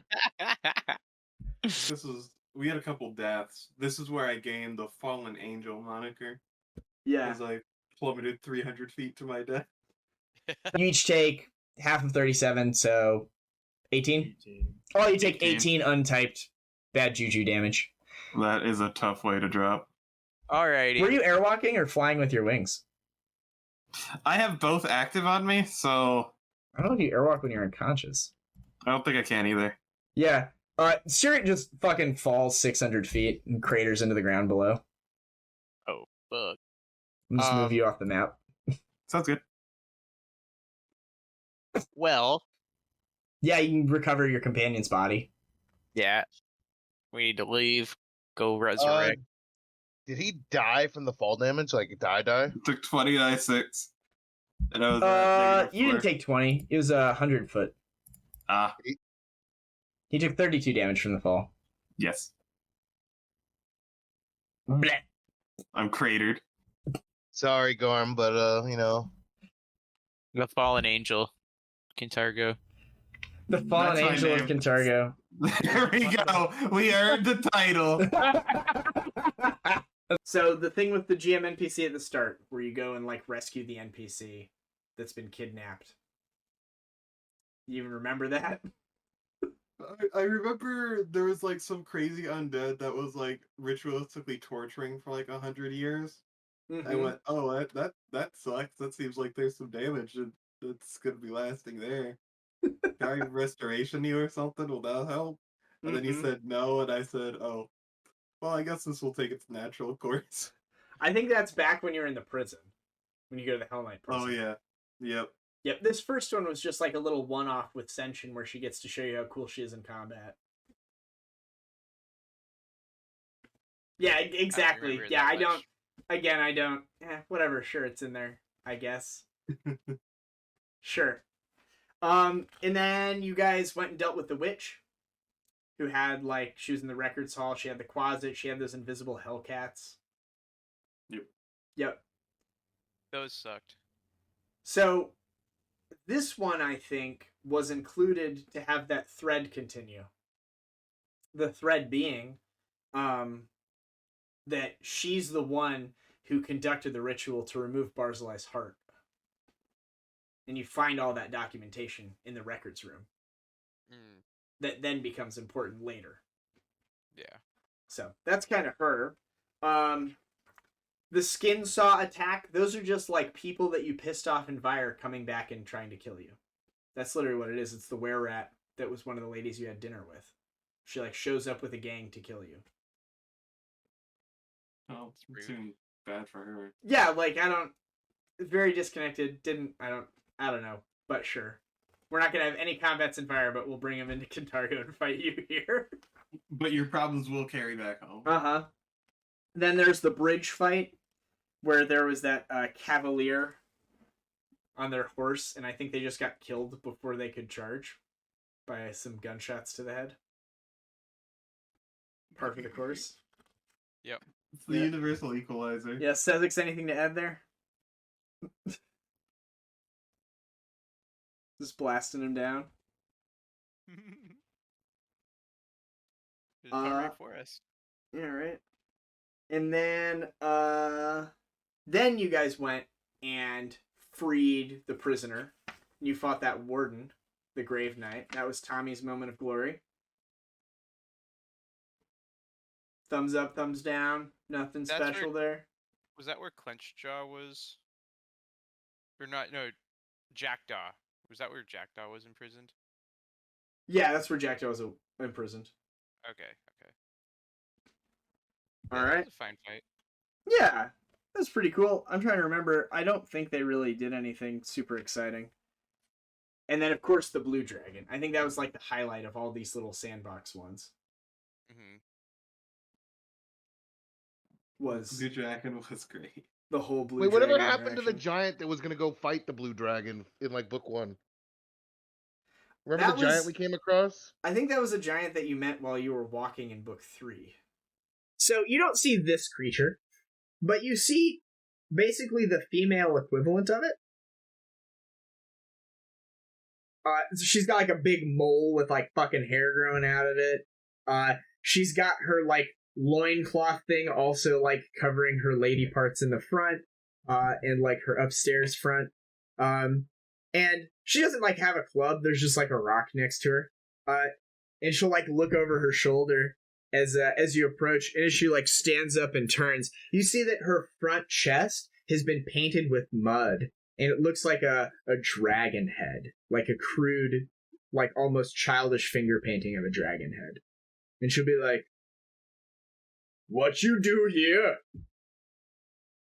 "Stay back." She like picks up a rock that's the size of you. Excellent. I'll take a couple steps forward and be like, "Make squished." She'll like take her hand and slam it against the rock to represent what she'd do to your body if you threaten her. "Oh, we're just passing by.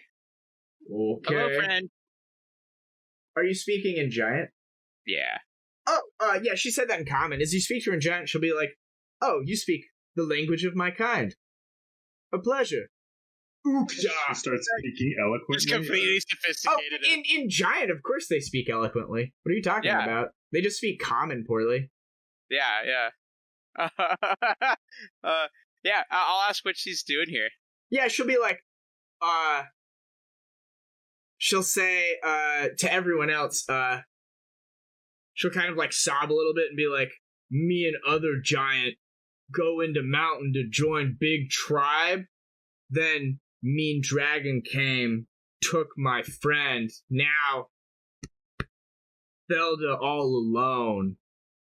She says in Giant, "I was accompanied by several of my peers as we headed into the lower foothills of the Mindspin Mountains to try and join up with a larger and more powerful tribe. Along the way, we were beset by a facetious bronze dragon that made off with several of my friends. I have painted the war paint of death upon my chest so that I do not forget the face of my enemy, and I will hunt this dragon down, and I will brains it with my rock. I am Felda, the hill giant." Probably died. It's a shame. Probably died, yep. Alright, and then it ended with another mega dungeon. So this is like, we're 3 for 4 now with these books of being like sandbox, mega dungeon. It's kind of an interesting structural design, I guess. But this is where the bells came into play. You're in the Temple of Asmodeus, and it was this giant circular map that's on page 38 that you can take a look at. But basically it was just another super complicated map with lots of moving parts that, per your choice, things could like link together. So another like opportunity for things to go off the rails and get very confusing very easily. But there's that big beam of hellfire in the center. There was that guy channeling in there. You charged in, buddy. Had some fight time in there. I do remember that, yeah. Yeah. Oh, yeah, I remember this fight. There was like the darkness corner where everything was shrouded in darkness. There was like a mirror that when you touched it, it like gave you a curse that Tommy had for the rest of the adventure path. No, eventually I got the curse cleansed with heal, I think. Yeah. But it was never intended to be cleansed. I was just waiting till it naturally got cleansed. I remember this being, we walked in and we had the option of, do we want to walk directly into the middle of this complex and start yelling, or go through one of the side doors? And before we started thinking, we immediately began yelling. Hell yeah. And we just rang the dinner bell. Yep, you rang the dinner bell. Me. Oh, was the dragon in here too? Yeah, we never killed it. It escaped. Oh Remember, it killed the college student. So I put the dragon in here? Oh, we were dude. fighting the dragon in the Church of Asmodeus as well. You guys must have been like really powerful at this point. So I must have been like, we had a need the lot of dragon character too. wealth. We had a lot of character wealth. I think I just full rounded the dragon. I am. It already Sesix, Yeah, you are up. AO'd once already. That is what are true. the chances it has combat reflexes? What are the chances? It's gonna be fine. It's gonna be fine. What was that, Cobra? Isn't it the start of a new round, so his thing reset anyways? That's only when its turn its goes, turn. isn't it? Yep. Gotcha. I will 5-foot step here, still being 35 feet. It's a large creature. It has reach. It'll get you. I know. Okay. I'm taking that chance. I like it, dude. YOLO. There is a chance Sezix just dies. Yeah, I'm pretty worried about that chance. Yeah, it says he doesn't talk much, but when he does, it's to kill a dragon. Then he goes back to his shadows. Yeah, I just full rounded it, and then I got dropped into like the pit of darkness. Oh God, yeah, the darkness globe.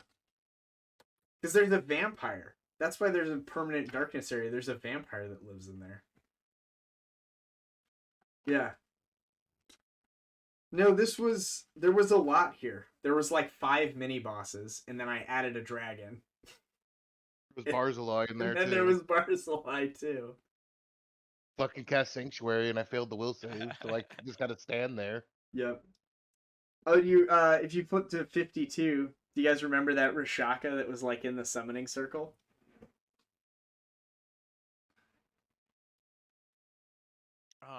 The cat guy. He looked like this. Oh yeah. Yeah. You had to put one in each of the circles and it drained levels from or whatever. Yep. What'd you end up doing with him? Do you remember? I think we let him go. I think we sent him home.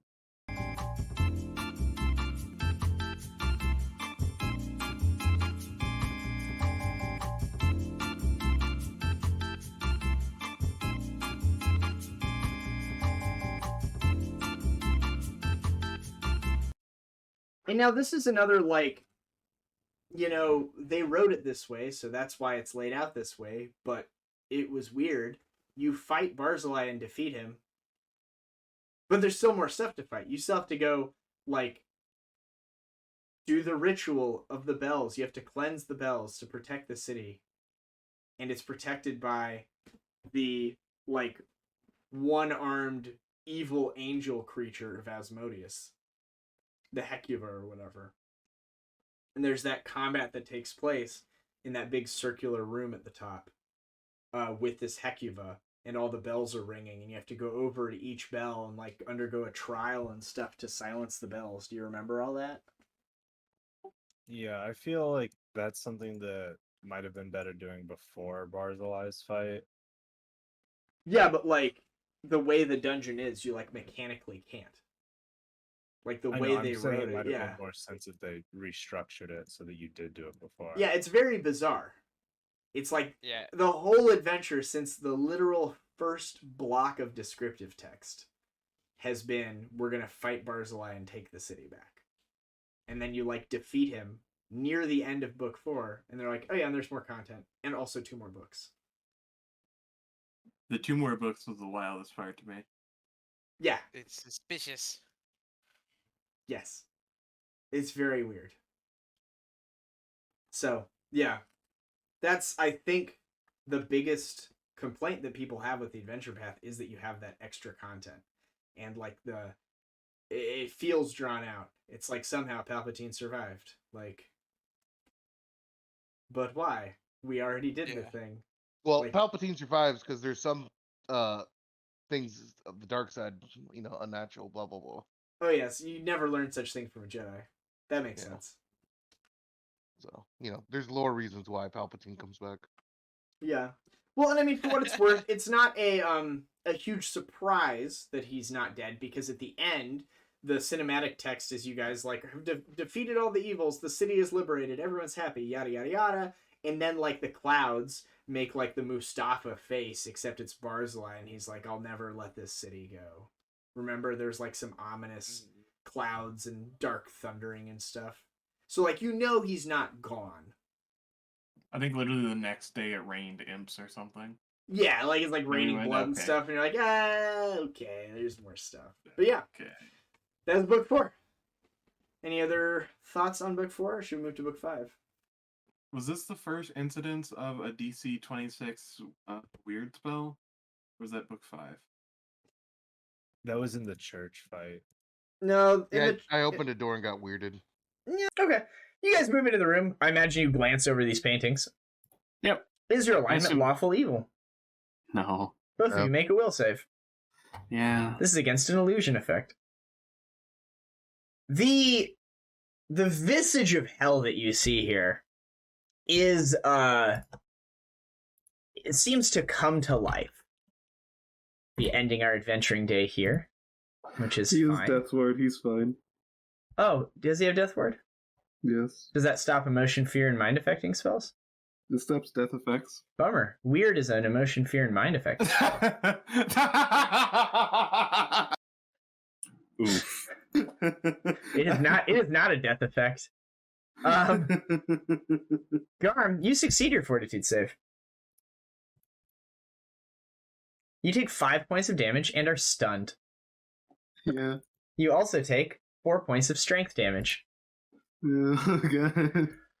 As like these paintings, kind of like it's almost like you're looking into portals of these other hellscapes, and you feel like your soul leave your body, Tommy. As this is like the most horrific experience you've ever affected. Your heart starts beating super fast, and like it seizes up, and you just collapse. You die. Open? Yep. Pop, pop. You open the door. 9 towering paintings hang on the walls of this room. Each painting measures 5 feet by 15 feet. 4 feet from the floor, in a frame of iron etched with unsettling runes and bearing a small plaque at the base. The paintings depict diabolical figures standing before disturbing hellscapes. Yeah, this is not normal stuff. The two of you that can see them, please give me a will save. Cool. Oh, rats. Those of you with your eyes closed, hear a soft thump as Sussex collapses. Buddy, you can see your friend like have a heart attack and die. You take. That is only the second time this week. That is only the beginning. You take 11 points of damage and are stunned. You also take 4 points of strength damage, buddy, as your heart seizes up, but you're strong enough to shake it off. My save throw wasn't enough? Yeah, that's why you didn't die. This is the alternate effect. Correct. That's why I said close your eyes. Yeah.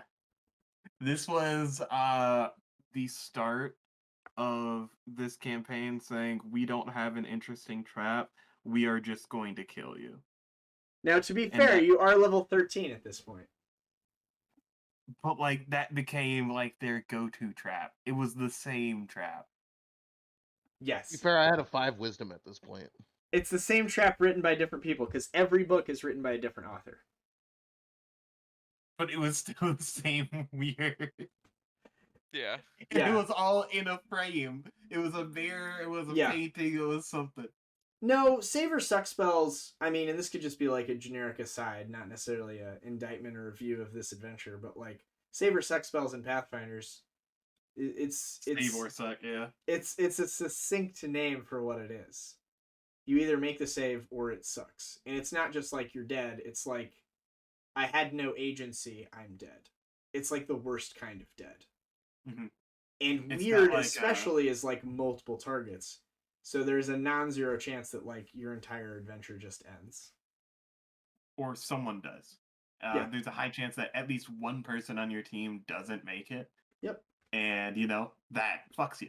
And then it just kills the momentum for like the whole like cinematic of like, we're going through, we're doing this room by room, we're clearing this whole place. Oh, half the people are dead. All right, we're gonna go home, get some raised deads. We're gonna wait 2 weeks. We're gonna come back, clear the rest of the dungeon. Like, you know, you need to have that like time. You know, you got to get it done. That's like where the challenge comes in, is that you can't take a long rest, to use a 5e term, between every combat. Yeah. You know. So. Yeah. It's 30-second adventuring days. So it's kind of a flaw of the Pathfinder first edition rule set in a way, but it's also a Yeah. consequence that's appropriate for a trap to 13th level characters that Yeah. isn't solved by me casting heal. Yes. You blinding us at this level doesn't do anything. It's really lame if you take the two-handed fighter's arm, you know? Yeah. Like, Yeah. that's worse than killing him. Yeah. No, I mean, so you can have like traps that summon people, but I mean, ultimately the most common thing that happens in this game is you take damage and then it's undone with healing afterwards. Traps just by themselves are kind of like, but sometimes you need to have traps too, because you also want to benefit those players that are like, you know, I picked a rogue over a slayer because I wanted to have trap finding. Well, as an author, I thought traps are stupid, so I didn't include any. We're like, okay, well now I don't have the thing that I want to do. Yeah. I like lower level traps of like, you know, we stepped on a spike, like we spend resources to like remove it, that kind of thing. It's just I don't think there are resources that translate into the higher levels that are great that isn't raised dead.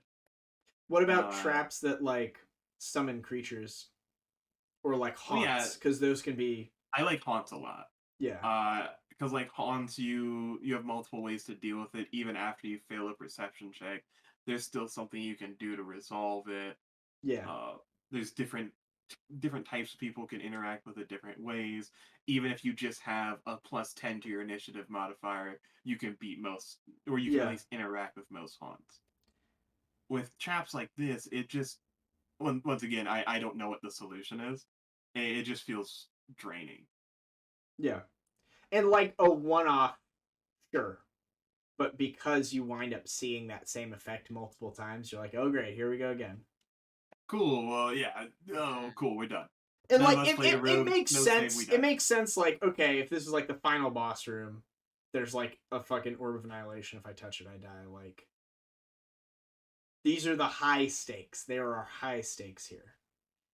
But like, at this point, you've already defeated Barzilai. And the third time it happens, you go, is this high stakes or just a normal stake? Yeah. Yeah. I died to Weird 3 times. Yep. By traps, not even by casts. I'm doing like my I said, I had a fighter with a 5 wisdom, and because I was a two-handed fighter, I didn't have bravery. I had like a +7 to my wisdom save by the end of the game. Hell yeah. Hell yeah, brother. Get it. Just as well, this is the opposite effect of what does a 17th level wizard do, you know, to all the NPCs. Oh yeah. That's weird and kills them, you know? It's just us reflecting on like how does it feel from the other seat. Yeah. So, you know. I mean obviously I thought it was funny. Oh yeah, no, I think it's funny too, because I have like Lindari, right, who's essentially unfucking killable with use magic device. Everything Lindari can do can pretty much be self-sufficient in that campaign. Like I think a lot of the books I probably could have even soloed with Lindari. And then there's Tommy who can't make a will save, but man, he can crit fucking hard. Yeah. No, it's that balance thing. I mean, and that's the pros and the cons of the first edition rule set is that you can hyper specialize and you can have glaring deficiencies, and save or suck spells exploit glaring deficiencies, and when there's repeated save or suck spells and it's the same save because it's the same spell, it can feel like you made a bad decision. And I don't think any of you made a bad decision with your character design. This is like a pitfall of a pre-written adventure. Like, imagine this was my homebrew and I was running this and I ran it just like nope, I homebrewed all this content and I'm like, oh, it's a weird spell, and Tommy's like, I can only pass on a 19 and you die. And then everyone's like, well, that kind of sucks. Well, hopefully you don't see those anymore. And then I'm like, all right, Tommy, 3 more weird spells. You'd be like, Walter, why are you targeting Tommy? Yeah. Like, that's poor game mastering, in my opinion. That's not presenting your players a challenge. That's just like poor game mastering. It just kind of became a perfect storm where you were targeted, but like it wasn't targeted. It's like it's what's in the printed text. You just got a worse hand than everyone else. Like it's just how it came up. But maybe that's a note about, you know, to get back to the review of the adventure path, like have more diversity so that you aren't necessarily exploiting that player's weakness over and over again. Or like if you're running this, if you're like watching this and you're thinking I'm gonna run Hell's Rebels, and you have a weird trap and it fucking kills half the party, make it not a weird trap the next 3 times it comes up. Make it something else. Yeah. Yeah. Prismatic Spray's a fun one because you randomly target a different save. That's like always a good one. Prismatic Spray is always funny. And getting like teleported to a different plane, you know? Which is like substantially worse than dying. Yeah. Like really, really bad. Because then I gotta go find someone to pay gold to teleport me or to banish me back to my plane. Like, yeah, if it's a plane that A accepts gold and B you can survive long enough to find someone. If you're on like the positive energy plane, you just die in 4 rounds because your body infuses with so much positive energy that you explode. So then do I need a true resurrection from my allies to bring me back? I think you need a wish. True res would do it. True res would do it. Yeah. Okay. True res would, but you couldn't res regular res. Yeah. Because you wouldn't have any part of him. So maybe that would be like as you get into high levels. All right, guys, I have access to regenerate. We're going to take a week. I'm going to cut off everyone's thumb and regenerate it. I just need to keep these in case something happens. This is the backup. This is the backup. This is the insurance policy right there. Yeah. It's actually pretty smart.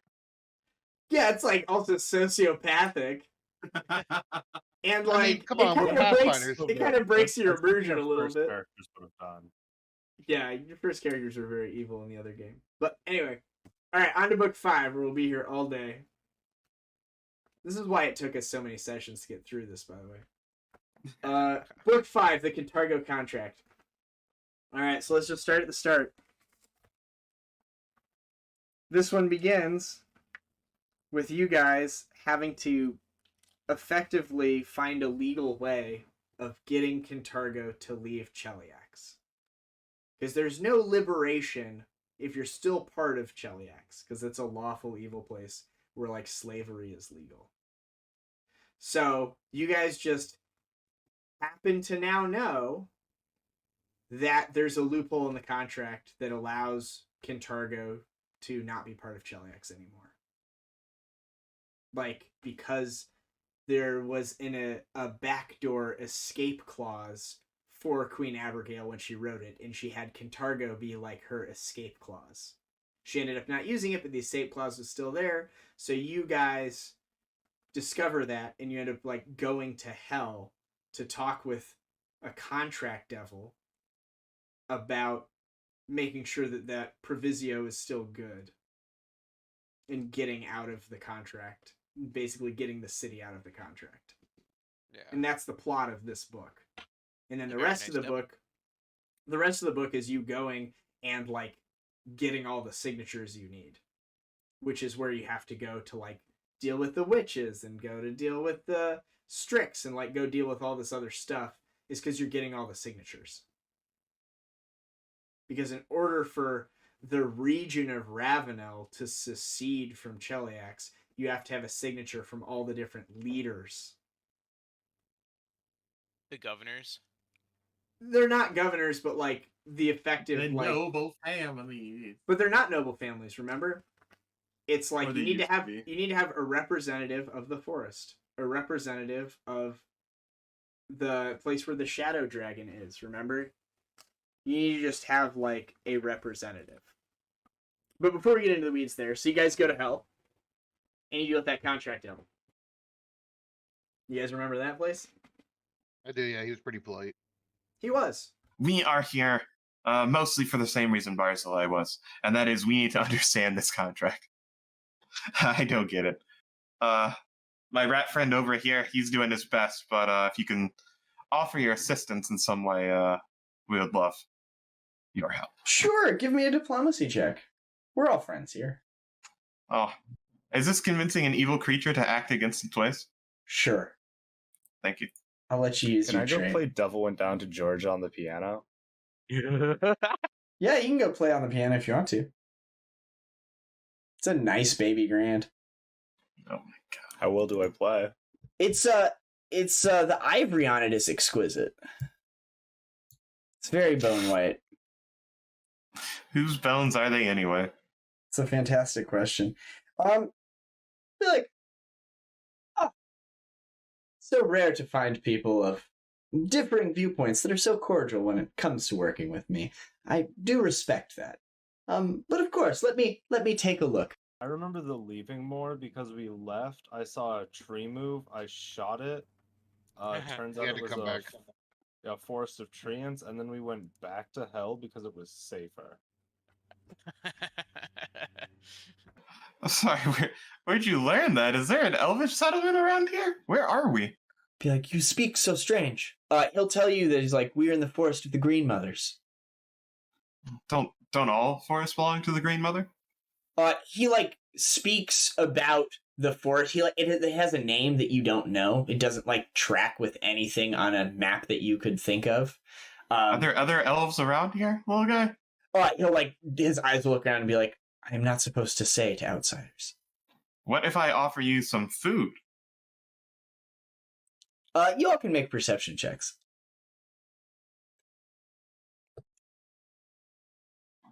Who's here trying to stab us while we're talking to this not a child? 2 and a 1. Yeah, those of you above a 30, you hear like a branch snap behind you. And you look, and there's nothing except plants. I'll turn with my gun pointed. Yeah. You see that like the trees seem to be moving. I'll shoot one. Please don't shoot the trees. Please don't shoot the trees. Yeah. Both of you roll initiative to see if your companion stops you from shooting a tree.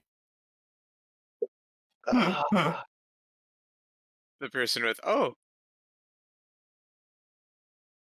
Yeah. I think you might still beat me. What's your initiative bonus? 18 initiative. Yeah. You like fire the shot as Sirt's like, no.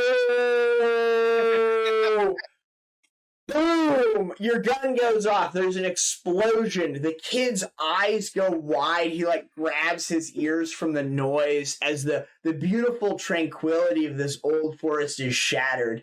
Your projectile will fly out and it will hit this like oak tree, one of the limbs of which was just kind of moving irregularly, and you'll blast a chunk out of it. There'll be like a spray of sap, and like every tree will start moving.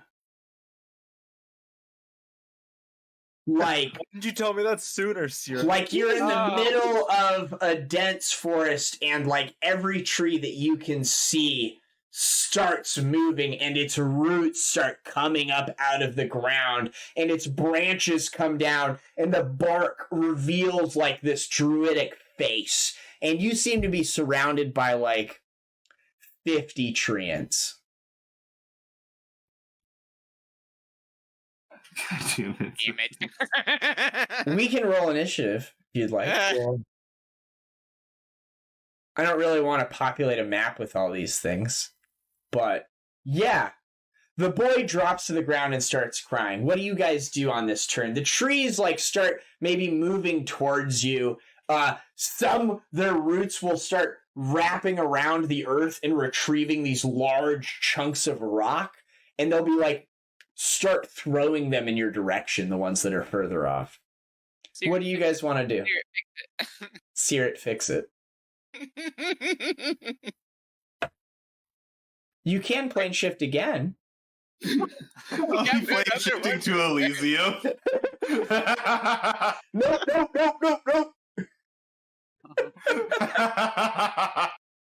I'll like point my weapon up and say, "Oh, I'm sorry. We just came from hell. I got scared." Sure. In common?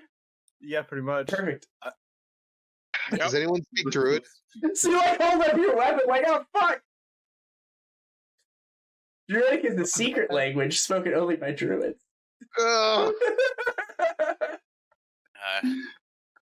We're outside. Why would you shoot the trees? That's who's outside. Sirit, what would you like to do? Things seem to be dire.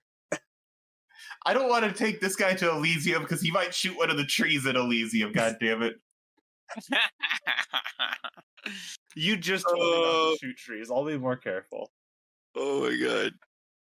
We still have the Hellmouth talisman. We could go back to hell. And then kid with I agree with this plan. Back to hell we go. All right, Odex and I, we'll take your deal. Here's the talisman. Oh.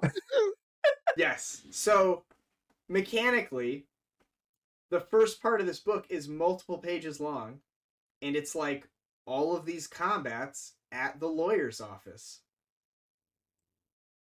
You guys didn't do them because you're just like, we're just here to talk to the lawyer. So, like, you don't fight anything. There's like pages and pages of stuff. Just all skipped. You just skipped all of it. And then just went and talked to the lawyer and then left.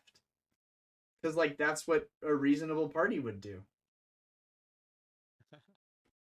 I guess there's always Right, that like- one party that would fight. Did the Well, book like- want me to just walk outside the office and be like, "Hey, you motherfucker," and just like trip him? I don't trust motherfuckers that can like- read the like- law. Quite literally, there's like 9 rooms here. There's a couple of barb devils with stat blocks. There's an ice devil. There's some rust devils. There's a rogue with a lightning chain. He's got 2 pages of text and unique character art. There's an accuser devil rogue with unique art. There's a handmaiden devil. And then there's the guy himself, and he has a huge stat block in the back as well. There's 2 pages of text just for talking to him. It's like, But why would we have fought them? I don't know. We were just there to get some questions answered, It's and they were just- answering it's- our questions. It's just there in case you need it. Okay. Unlike Because in they were book, like- unlike in book 3, where it requires you to talk to a bunch of people, and there's less than a page of text for all 10 of them. The only option is to talk to them, and there's no details. Versus, you can do whatever you want, and there's so much details. Like, I feel like book 5 is filler. But yeah, it's really drawn out. Sure. I just don't understand why. Because there'd be zero reason for. He's answering all our questions freely. We're not making diplomacy checks. Like everything's just. Yeah, man, this is just a day in the office, just getting some paperwork done. Yep. Like the only risk of combat was here it saying this is unacceptable. We had to kill everything in here. Yeah, like, and if you had a paladin, I trust your party would be like, maybe we shouldn't bring the paladin to hell for a diplomacy mission. If you have a guy who's like, Yeah. I'm gonna kill every devil I see, and you're like, we need to get information out of this devil. He's like, he can answer between my sword blows. You're probably like, all right, Jim, we're not gonna take you. Like, just wait here. We'll be back in a little bit. Don't Are you follow sitting us. there I'm raising a ready. sword trying I'm to hit ready. him? Yeah.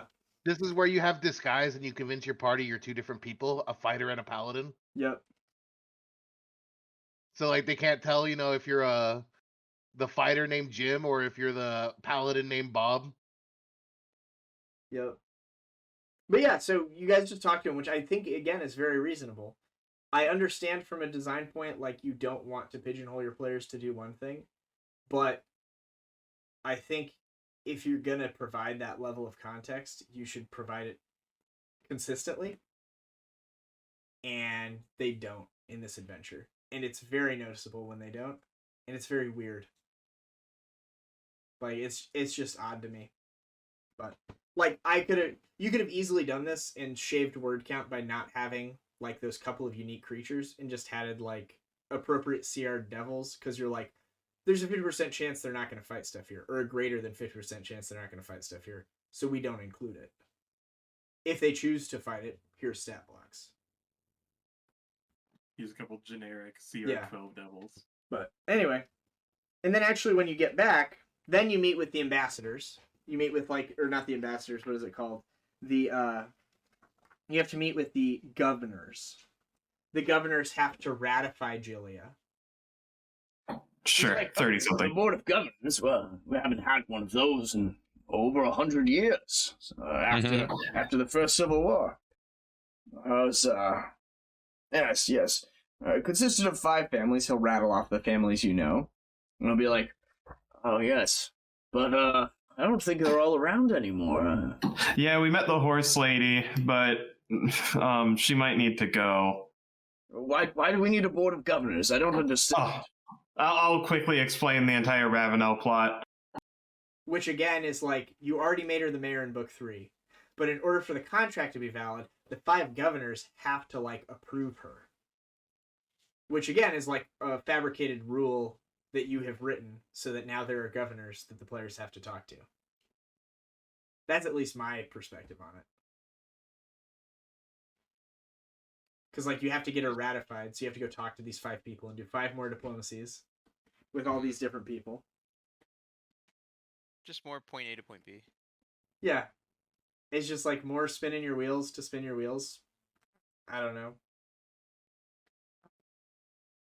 And then, finally... I will say, though, one of those governors was the person I was talking about that I ended up playing my weekly bridge with. Maybe a buddy can help around the house and do chores and help you. Sure, buddy. You can just start spending time with her. I'll just like offer to like spend time with her, do yard work. Kind of like a driving Miss Daisy sort of thing. Sure, you just like spend some time with Rihanna. She's a nice enough person. She kind of composes herself. She'll make you dinner. She kind of picks up on the fact that you are also, just wanting to do well, and it probably wasn't your idea to start the Ardent Crows or anything like that. And as you tell her maybe of your backstory, she'll be like, "Oh, see, you were also just brought in by their charisma. That Sirit, he just has a gravitational pull. I hear that his words are like honey, but they can kill you like poison." Oh, yeah, the Ardent Crows helped me. Yeah. Nox was mean to me. I'll like start showing off some scars, maybe on like my arms or something from like my time with Nox before I was with the Ardent Crows. Oh, you poor creature. I'm so sorry that you had to go through that. Yeah. But they helped me. They gave me a place. Yeah, why don't you give me a diplomacy check after maybe like a day or two had passed of you. So like Buddy's just been gone while you guys have been doing your stuff. This could be like happen over several days. Like I've just been like MIA helping this old 20 on lady. your diplomacy check as you just are nice to her and talk to her. Whoa. Yeah, sure. Yeah, what do you get if you take 20 on your diplomacy? It would be a 30.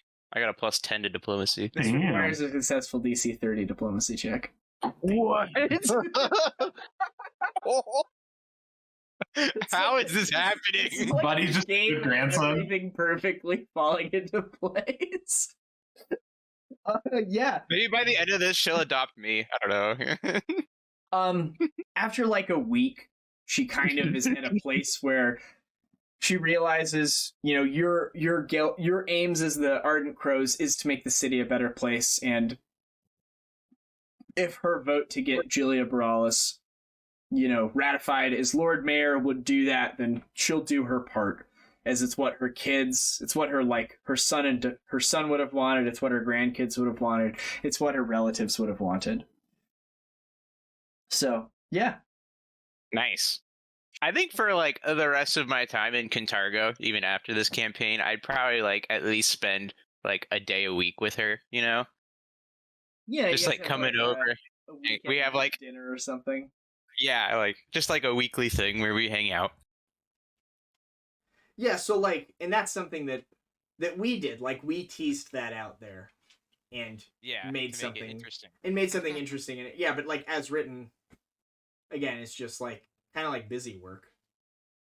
And you could always make the argument that like playing D&D or whatever is busy work, but like it should be fun. It should be enjoyable. It shouldn't be work, in my opinion, as a GM who purchases a written adventure. Like I shouldn't have to do extra work to deliver a good experience. I should be able to just like read this more or less, and my players should have fun based off of like how it's written and how it's designed. And it's just like designed weird. I had much more fun doing the negotiations at the tavern than dealing with the governors. Yeah. Negotiations at the tavern were the part of this I enjoyed, and even that was like the irritation type of annoyment of the bureaucracy. Yes. Anytime you interact with Thrun, they are miserable creatures, and that was the epitome of a miserable interaction with bureaucrats. Yeah. It was so fun. Which means you did your job really well, Walter. Absolutely. And that's we'll get into book 6, but it sounds like this again was just like here we are in book 5 with the governors and her like unnecessary. Like you could just remove this and it would be fine. I don't care about governance, you know. Yeah. I'm a rebel. Well, and before you can even leave the town to go do that stuff, there was like a group of slavers operating on a boat with like a Oh yeah, for no half-orc. fucking reason. Like we wouldn't have just fucking murdered them book 2. Yep, nope, they're dead. So yep, you killed them, moved on. And then you get to go unite Ravenel by securing these other areas. So you go to the Shadow Ziggurat with the Shadow Dragon, and this is the sandbox. You got the Shadow Ziggurat, and you have back into the fucking depths where you have to deal with the aquatic stuff again to the north. And then you have to do the forest. And this was another where you can do it in any order. And you guys, I think, just happened to do it in that order that it's laid out in the book. We had it all planned out. Right?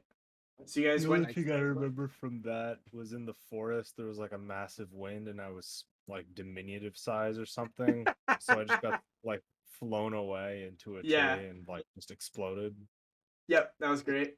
Yeah, Sirrit was a birdie in a cage. I was confused, cutting myself with the scythe nonstop or crying. Oh my god. Seishi was blown away in the wind. We had to spend some time finding him, looking through the ground. And Buddy was 1v2ing the fucking hags like a champ. As I'm sitting there cutting myself. As I'm sitting there with the scythe, just like, yep, just cut yourself.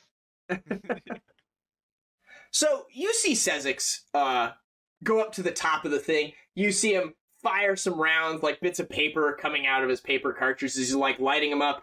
And then like, as you're watching him, he just kind of disappears. And in his place, there is a toad. You've been polymorphed into a toad. I'll eat a fly. Yeah, you remember what you were. You can do whatever you want on your turn. Can I just like do a finger gun at Sierra and see if anything happens? Yeah, exactly. Yeah, very good. Beautiful. We are both Tommy, contributing equally. give me a now. fortitude save. You no longer have to roll twice and take the lower. All three of us are contributing equally right now. You'll take half. You take 1 point of constitution damage. Roll percentiles. 6, 13, 39 misses. Oh, God. You begin babbling incoherently. It's doubly incoherent because you can't talk. I'm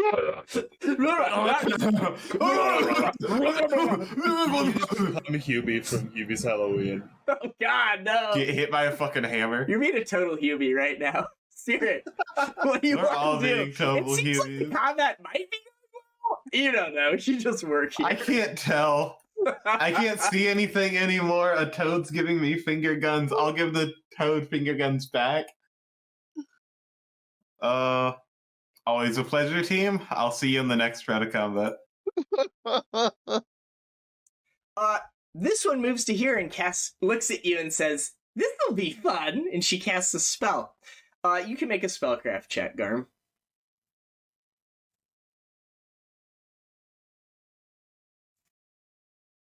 She's casting Dispel Magic. She seems to be targeting Sezix.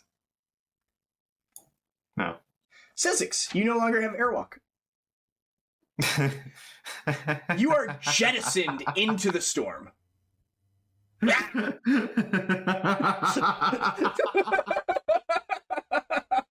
So, like, of the three, dragon, aquatic, witches, which one did you like more? I like the hags. I thought that The was hags? funny. I thought it was funny. All right. Especially because the kids there that I went to go like touch, like, what are you guys doing out here? And, like, out of character, I knew they were the hags the minute I touched them. But Tommy's not like got a low wisdom. He's gullible. He sees some kids out in the middle of the woods. He's gonna save them. And then I touched him, and it's a hag that like swift action confuses me, and I'm just like, oh, cool. Yeah. I think the water fight was kind of like just a big hand wave because I think we were over leveled for that, if I remember correctly. And then I think the dragon, we just talked our way out of it, so it's not like we fought anything that I remember. Yeah, there'll be some GM fudging then. You certainly think they're telling the truth, and you should probably let them go. Okay. You kind of like decide, that evil can be redeemed, and this is going to be like a big moment for you. And you like release them from their cells. They shake your hands. They thank you. You guys get all your loot. They're like, please keep it. We have no need for tools of war anymore. You start leading. They start leading you outside. They go up to that big slab of stone where the stairs are, and they put their hands on it, and it just parts for them. And it seems to be a doorway. The sun comes in. It kind of hurts their eyes a bit. They pull their rags down over their heads. They step out, holding each other's hands bravely, taking on the new days. Clearly, they're reformed giants. They take their first fledgling steps outside. And you hear a thunderous roar from above you at the top of the ziggurat. And like a cone of pure darkness washes over them, and you see their bodies like wither and fall, and they just kind of shrivel and die. There's the beating of enormous wings, and a giant dragon will land like 50 feet away from you. Oh, we're on the same page. Oh my gosh. You can make a knowledge religion check or a diplomacy check to convince this creature that your interests align. I hate Cheliax more than anyone else in this group. Oh my god. Let me tell you what. Yeah, Thanatar will talk with you at length as you guys, chill. He will reveal that, although he was born in a nest with like a bunch of other wormlings, he always found himself a little different from his peers. They delighted in like kidnapping people and torturing them and like, worshipping Big Daddy Zon-Kuthon and doing all this torture and evil stuff. He never really understood it. He always was kind of like more of the outcast dragon. He definitely didn't worship Zon-Kuthon, which got him like kicked out of the worm nest at a young age. And he was not like other dragons. And he really didn't like torturing people. Like, if someone was messing with him, of course he'd kill them because he's a dragon and he's like the apex predator. But there was never any like grand satisfaction in like pulling the wings off of a butterfly, is how he'll describe torturing mortals. It's like there's no real point. Like, you could just kill them. Just kill them. Like, why do you do all this unnecessary stuff? He's perplexed by religion as like a highly intelligent, self-motivated creature. He just doesn't understand why people don't pull themselves up by their bootstraps and do whatever they want. He is chaotic neutral. He is not lawful evil, and he does not worship Zon-Kuthon. Yeah, he's on the team.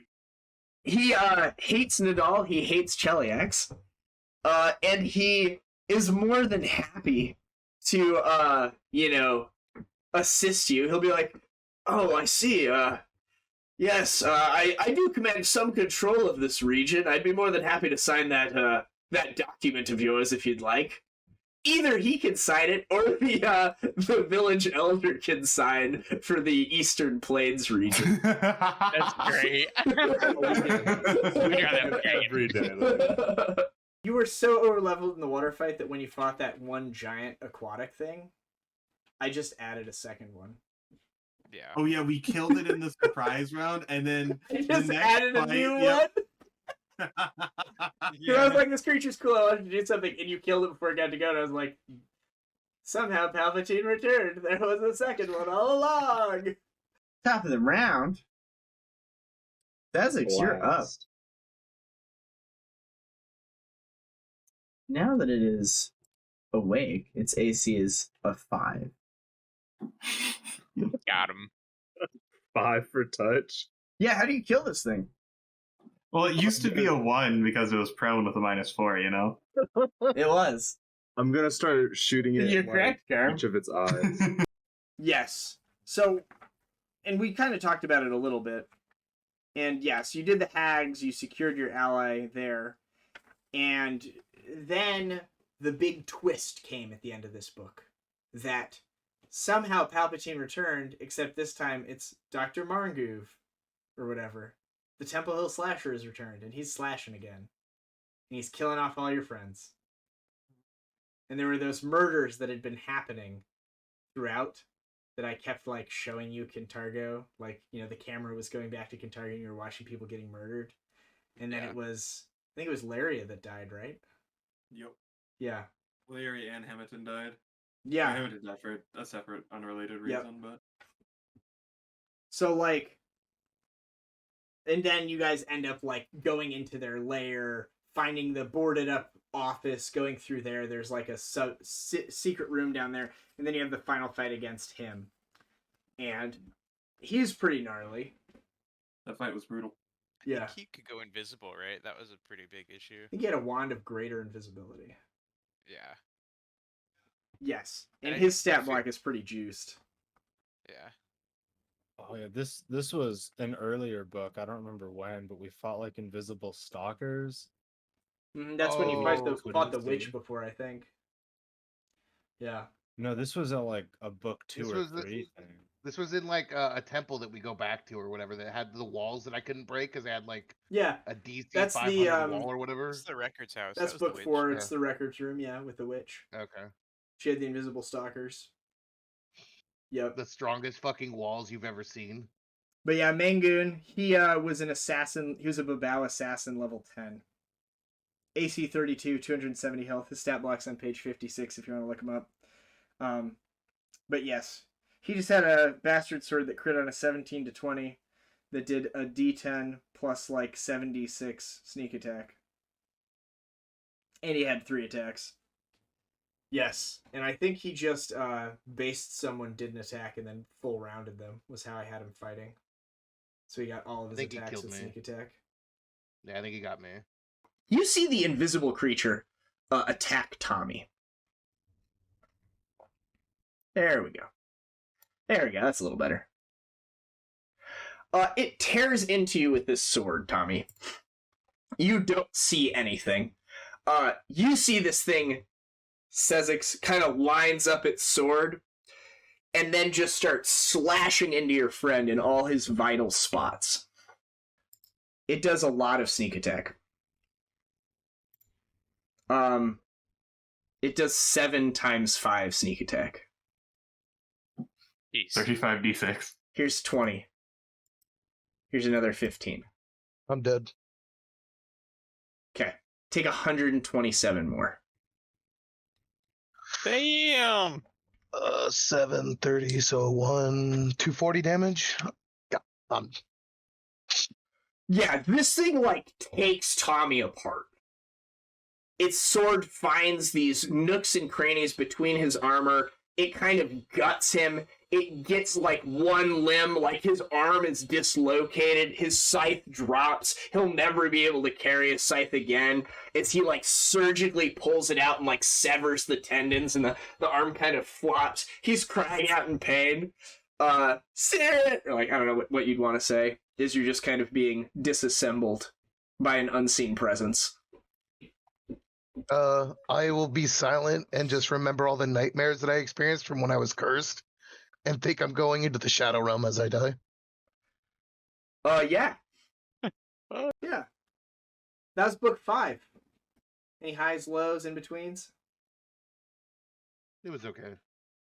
Yeah, now we're kind of like at the part where you're like, was this stuff really necessary? The Hags fight was cool. Hags fight was peak. The dragon was cool to meet. He was an interesting, chaotic, neutral dragon. Mm-hmm. So I kind of wish we got to do more with him because he was kind of interesting, but... He just kind of came up out of nowhere. And then we met the Desna worshiper, so I got a little bit of RP with my god. Yes, and like you said, this guy just kind of came up out of nowhere. So, like, they, like, reference that this killer has been there before and that this sword is cursed. And, like, then he, like, comes back and it's not really explained. It's kind of explained in 6 because... Yeah, later on. Because that soul anchor. Because he touched the soul anchor and he had never actually left, so he kept all of his memories of being a person. He became a Babao. Yeah. Yeah. It's like, it makes sense, but it's clunky. It needs to be delivered to the players in a better way. In order for it to have that impact. Otherwise, it's just some fucking asshole murdering your friends. Mm-hmm. It doesn't have that weight, right? Yeah. Yeah. And now, finally, to book 6, Breaking the Bones of Hell. We know how this one started. Was with your diplomacying with all the devils. Yeah? Garmy, you talked a little bit about that. Do you want to talk more about your experience dealing with those ambassadors from Chelax at the start? Oh, those fuckers. So yeah, this was honestly, I think, the highlight of book 5-6. I genuinely think my favorite part was just arguing with these fucking ambassadors and just complaining about everything that didn't matter. This felt like the ultimate collection of how do I put it? The story Useless from our nitpickiness? Yes, the story from our perspective versus the story from their perspective. Further, she seeks to ensure that a minimum of 70% of these exports are promised to Cheliax. 70%? But of course, you don't have to deal with sending things overseas by boat. Of course, we're your nearest land neighbor. Until recently, we were all under one big happy roof, so why not continue those existing trade routes? All of your citizens that currently own trade caravans or are involved in the trade business, you don't want to see them have to change their lives drastically to be able to get their goods to market? Are you going to put those people out of business? All right. What if I tell you that he could just bankroll those people until they find new trade routes? If your solution to fixing the problems of the common class are to individually take on the burdens yourself, then I'd say you're doing just what we do, and you're electing a monarch to rule instead of having your Lord Mayor and your ratified city council handle these problems. If you wish to be the only ones in charge of these problems and handle them yourselves, by all means, I'm more than happy to negotiate with you as a monarch, peer to peer. I completely understand your gripe with your last leader. And you handled that matter, as I dare say, rather abruptly. She'll look at her body. This is why the devil is here, if I need remind you. I laugh openly. Listen, off the record, the scribe will take his quill away. Yeah. The queen acknowledges that you have your nation. You have liberated it. It is free. We by no means wish to curtail the fact that you have an independent nation. You are free to govern it as you rule. You're free to do trade however you rule. That said, as a person talking to you, I will let you know that in times past, a majority of Kintargo's economy was based on it being related, having this close tie with the rest of Cheliax. A vast majority of its goods were exported to Greater Cheliax. A vast majority of its people enjoyed travel between our two nations without bloodshed or difficulty. Now, if you wish to take your nation and make it insular and not have it negotiate with us, that is your right to do so. I am but a humble negotiator. I have worked deals between many powerful parties. If you wish to button up and close yourselves off, that is totally your right to do so.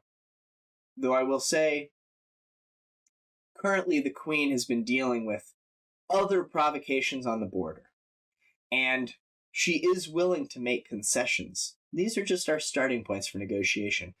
Please counteroffer. Please present arguments, and we can look to more favorable terms. Okay, how's this for a counter-argument? Back on the record, of course. But of course, she'll gesture and the quill will once again hit the pen. I just loved that I could keep telling them to go fuck themselves. We'll just trade with pirates instead of you. I loudly laugh. So Cheliax takes most of our exports, as you claim. What's to stop us from just hiring a gang of pirates and just exporting everything in the inner sea at a more favorable rate than you have?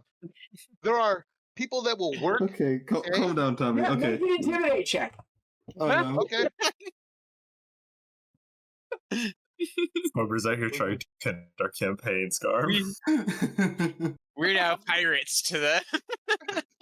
We'll tell the fucking pirates. I'm like, hold on, Tommy. Wait, no, hold on, Tommy. Keep going. Hold on.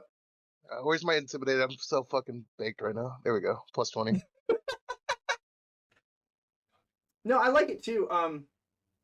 It's another one of these like it's got a mini system to it, right? Like it's yet another social scenario with the mini system, but this one seems to make the most sense out of all of the ones from the books. And regardless of how well you do at the mini system, you auto succeed if you do the right thing and like save the woman from being assassinated. Or like bring her back to life if she gets killed. Like, since you guys did the right thing, even if you had failed all of your diplomacy before because you befriended her, she's like, fuck that, I'm gonna go live in Kintargo, I want it to be nice. So like she'll like so like it's kind of like a railroad where the outcome is predetermined, but only if the players choose the more likely choice. And if they choose the other door, if they did all of the dice rolling and all the role playing successfully beforehand, they can still have a positive outcome. Like they can still have the good outcome. So it totally enables player choice in that like you can just tell this bitch to fuck off and do all the role playing very well and understand the purpose of it and be successful. Or you can be like, I'm really bad at role playing, I don't like all this stuff. I'm good at killing stuff though. I'm gonna kill that assassin. And then you still win. So like design wise from behind the curtain, I was like, I really enjoyed it because I could just let loose and you guys could have fun. And like, I knew that either way the story would get to where it needed to go. If that makes sense. So I thought that part of this book was really well written. I liked it a lot. It felt very contained as well. Of we had something to focus on, that being like the specific issues that were brought up, but then the paths to resolve it were pretty much generated by us. So like the problem was presented, it gave us like, hey, this is the railroad we need to go down. How long do you want to spend on this journey? Yeah. That's kind of like the sweet spot for me, at least for sandbox versus railroading. Yeah. No, I really like the start of book 6. It's just kind of like unfortunate that it was in book 6 because like it's the book that didn't need to exist, right? Is the main comment. It's that like why would you even have a book 5 or a book 6? So then afterwards you guys go back to town and all of like the plagues are happening. Like all the Egyptian plagues from the mummy or whatever, except they're like hell themed and Barzillai themed. So this is where you have, we talked about it a little bit, that power difference. One of the encounters is 4 hellhounds for a total encounter of CR 12. And another one is a haunt that casts weird. Alright, it will go. On its turn, it seems to kind of shudder a little bit and then scream. And as it does, I need to have all of you make a save. All right, buddy. I'm not being will saves here today. They certainly are will saves. Every time. Fuck. This is a fear mind affecting. Holla holla. Give me a fortitude save. Tommy? Yeah, something I'm good at. Fuck. Another fortitude save, Tommy. This seems to be a weird spell, which is the equivalent of casting Phantasmal Cover on everyone. No! On Tommy's turn, he kind of like gets really defensive. This thing screams. The two of you holding on to it, clutching onto one another for safety. Tommy's like, why didn't you pick me? You never pick me! And he like takes his scythe, puts it in front of his face, and drives his head through it. Oh my gosh. You are dead.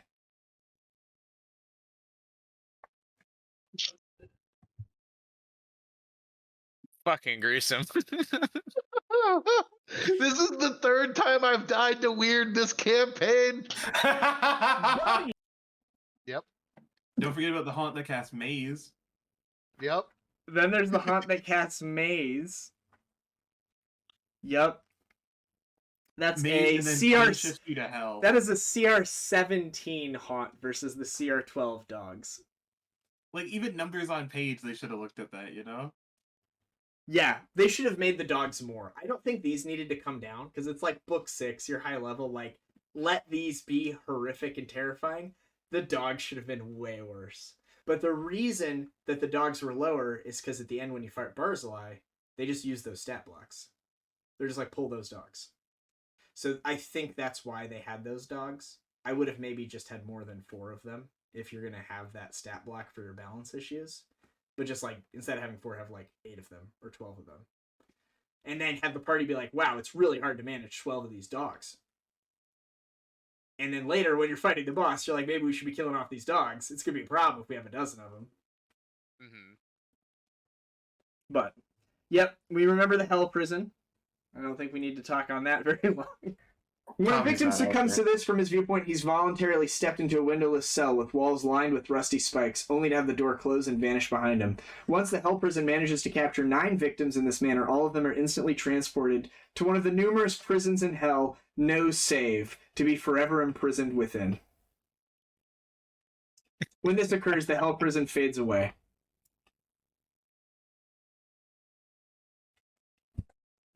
Well, So while Sira is figuring out what to do next, we'll switch over to the 3 of you that have found yourselves in quite a predicament. So again, 4 CR12 dogs or this haunt. Pretty equivalent, I'd say. Yeah, no, the Hell Prison is awesome. Like, it's the level of over-the-top Machiavellian evil trap that I want in my final book of an adventure path. Without me telling you guys how it works, you have no idea what is happening, though. Like, you would have no idea what's happening. Also, like, I love that it specifically says it only triggers when it is seen. Like, it's wild. Like, you see a house within a house, then the house is outside of the house that it was just within. Yep. Then you're inside of the outside house, and now you're in hell. The prison is a dangerous haunt. It exists on the manifest. It only fully activates either as a result of Barzillai's strong influence or after the building is first observed in the ether. So as soon as you're like, I'll cast Arcane Sight on Sezix, and he just disappeared. That was fantastic. It's like you triggered my trap card. Yeah. It's a very asshole trap. Like, chef's kiss asshole trick. Very much enjoyed it. And yes, then you go into the second part, which is you go to the Soulbound Fane, which is a mega dungeon, right? There's the weird elevator that you guys didn't know how to use. There was the dragon in it. I thought that place was pretty cool. I liked the mega dungeon from start to finish. It was sandboxy, but also like a mega dungeon, so you know you're just going to go in and kill everything. The map for it's on 32, by the way, and it's huge. But yeah, so you guys come down that elevator. You just have a chasm. There's a bunch of pathways leading everywhere. You can go wherever you want, but a bunch of them don't lead to where you need to go. So ultimately, you go down this narrow path that leads you to this room with like a bunch of dead cultists from when Barzillai came through here before and killed everyone. And then there's that ghost that talks to you. And yeah, there was the red dragon you fought before. That was a sweet fight. There was the dragon that animated when we had a light source, but we went through without lights until we got to the choke of the hallway. Who dare enters my domain? Bringer of light! You see a thing. It seems rather upset. You see a massive, a gargantuan spectral dragon. It glows with a red light. Oh, let me share that for you. It looks like this. It seems enraged at your presence. And it lets you know this as it breathes a cone upon you. Oh And yeah, so it just started flying through the walls, attacking us. it was great. I remember It was this. great, dude. That was, and it was also a dragon that dispelled divine magic when it clawed you with a greater dispel. So like, Buddy would charge it, and it would hit him midair, and his airwalk would drop off, and he would just crash into the ground. Okay, it's 90 feet away, and I have 30 40 feet movement down. speed. So with Blessing of Fervor, I can get plus 30 movement speed, and then I should You be able cannot to pounce see it. Oh, I thought I could see you like can 'cause the edge of daylight. it. Yep, you can charge it. Okay, cool. So I can charge it and take 3 attacks. Yarg! You sail at it. As you sail at it, it's going to claw you while you're here. Sound good? Your AC is reduced by 2 because you're charging, correct? Yeah, it would be. I appreciate you and your honesty. I have rolled not a natural 1. The claw will hit you. I will do some damage to you. Really, a light lashing. As it hits you, it will cast Greater Dispel Magic through its claw, targeting every divine spell on you. Of which Airwalk is one. Oh no. Cast level 15. Needed 26. I think he has like a plus 21. A 38. Yep. What other divine effects are on you? Blessing of Fervor. Blessing of Fervor. Resist energy. You lose Blessing 2 of resist Fervor. energies. Resist energy fire. You lose. Resist energy cold. Resist energy cold. You lose. Freedom of... Oh, that's remove. It's gone. Never mind. I've gotten 4. What other spells are on him? Was remove fear. Remove fear. Blessing of the Mole. Remove fear is gone. Jesus, you're rolling hot. And Blessing of the Mole is gone. You can no longer see it. A claw hits you, you take some damage. The world goes dark, and you will fall and hit the ground. Do I still carry my momentum from the charge? No. Like, can I like grab onto it? No. No. It's a ghost. That's too bad. You cannot interact with it. Well. This thing is so fucking cool, Garb. I know you're pissed off, but you have to appreciate how fucking cool this creature is. Yep. Yeah, and then you got it down to the low hit point total, and Cobra and him squared off, and he was like, you are strong, finish me. And he like landed, and then Cobra didn't have the action economy to go over and kill him. So he's like, you weakling, and just like ripped him apart. Yes. Fantastic fight, chef's kiss. But then you go up and you fight that giant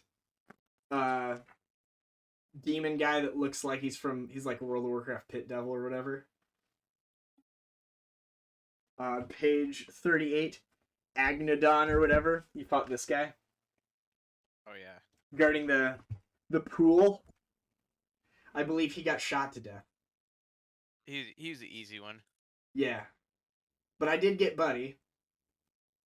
I summoned a Pit Devil and the two of you. I tore through some stuff. Yeah, he summoned a CR20 Pit Devil and you guys based each other and both of you died. Yeah. I crit one of them. I think you crit him. Because I think Buddy killed the Pit Devil. Because the Pit Devil just did like 7 attacks and Buddy's like, I'll take an attack for every attack you take. And they just chonked each other down to death. Yeah. Yep. And that's where we started, Garm, thinking that Pit Devils exploded when they died. But they don't. We're like, come on, they really should. It's either Pit Lords, Pit Fiends, Pit Devils, Demon Lords, something. Yep. One of them. But with the Soulbound Anchor in the heart, you were able to finally realize you need to go to hell and stick the heart into Barzillai and kill him. So you go to Cana, and this was like our last few sessions that we played. The maps from on page 42. This was the definition of the Sandbox Railroad, man. Where like you had to go through X amount of rooms to get to your destination, but you could go through them in any order. As a GM, for planning behind the scenes, this was rough. Because I basically had to plan every room, because you could go in any order. And each room was like probably an hour of content, depending on the combat and the role play and all that sort of stuff. It's kind of like two rooms a session. Yeah. So it's like at least a month to do this part. Yeah. I do think it was cool to give like more context to Barzillai. Like I feel comparing, and we'll get to the book stuff at the end, but I feel like comparing between 5 and 6 as being like the extra books. 5 is definitely filler. This was like very plot relevant. All the stuff in here is very plot relevant. Like you did your cool diplomacy, you figured out how Barzillai came back to life, and you get to see all of the evil stuff that's made up his life and all of the people in his life that he's screwed over.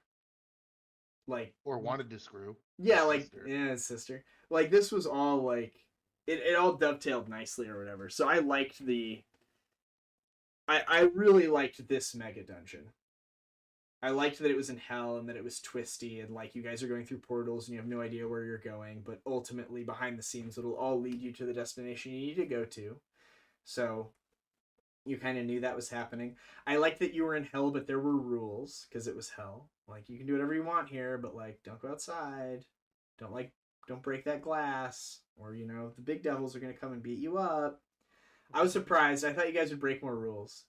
Because when you break a rule the first time, that guy shows up and you fight him, and then you just kill him because he's a pit devil. And then you'd be like, oh, it's easy. And then you break another rule, and then you fight 2 pit devils. And then if you break another rule, you fight 3 pit devils, and that's how it scales. It's just more every time. Yeah. So like you just keep going. I don't care. I'll break every rule. You're like, I'm gonna free all these people. They shouldn't have been imprisoned in hell along with Barzillai. I'm gonna free these souls. Like a pit devil would show up. You're like, I'm gonna free another soul. 2 more pit devils show up. Be like, uh-oh. Maybe I'll stop. Whoopsies. Or I'll free a 3rd soul. Yep. I do think the big letdown for me in this part, at least, was the CR8 room where you fight the constant Garvener guy or whatever again. The like Dread Wraith. He did literally he literally did nothing. By this point, I would expect the entire party to always have Death Ward and like immunity to mind control. Like those are the standard things. They could be able to see dark vision, be immune to mind control from evil sources, be resistant to negative levels, and be flying. Like those are just accepted in this system. That's, you know, talk about the nature of the system, bad or good, whatever, but like that's what you'd expect, right? Why on earth? Choices. Like if you're gonna make a Dread Wraith and like he's a super cool creature, give him the ability to dispel that. Yeah, he's a cleric, you know? Like it should be like he should have greater dispel, or he should be like he makes his attack. If they have Death Ward, he can make a will save, and if he overcomes the DC of it, it still affects them. Like he's that powerful of a Dread Wraith. Mm-hmm. You know? That was like, what the fuck are we doing here, guys? Like that was a pretty wasted encounter in my mind. And then I really like Fangrin, who you never fought. Who was the devil who has an attack. His melee attack is 100-foot range as his claws pass through time and space and appear next to you. He's the one that can speak and make you go insane. He was the guy in the library with all the relics. Oh yeah, yeah. Oh, I don't know if we ever went over that. What you guys missed. There was a manual of bodily health +5. Oh. What's that? Gives you +5 to a stat. Time. A stone of Holy good luck, shit. a scroll of resurrection, a +4 returning daggle, a crystal ball with see invisibility, 25,000 gold pieces, and a +5 manual of bodily health. Those were all the things that he was like, you're welcome to use the library, but don't take any of the artifacts. And you guys were like, okay. You could have just killed him and taken his stuff.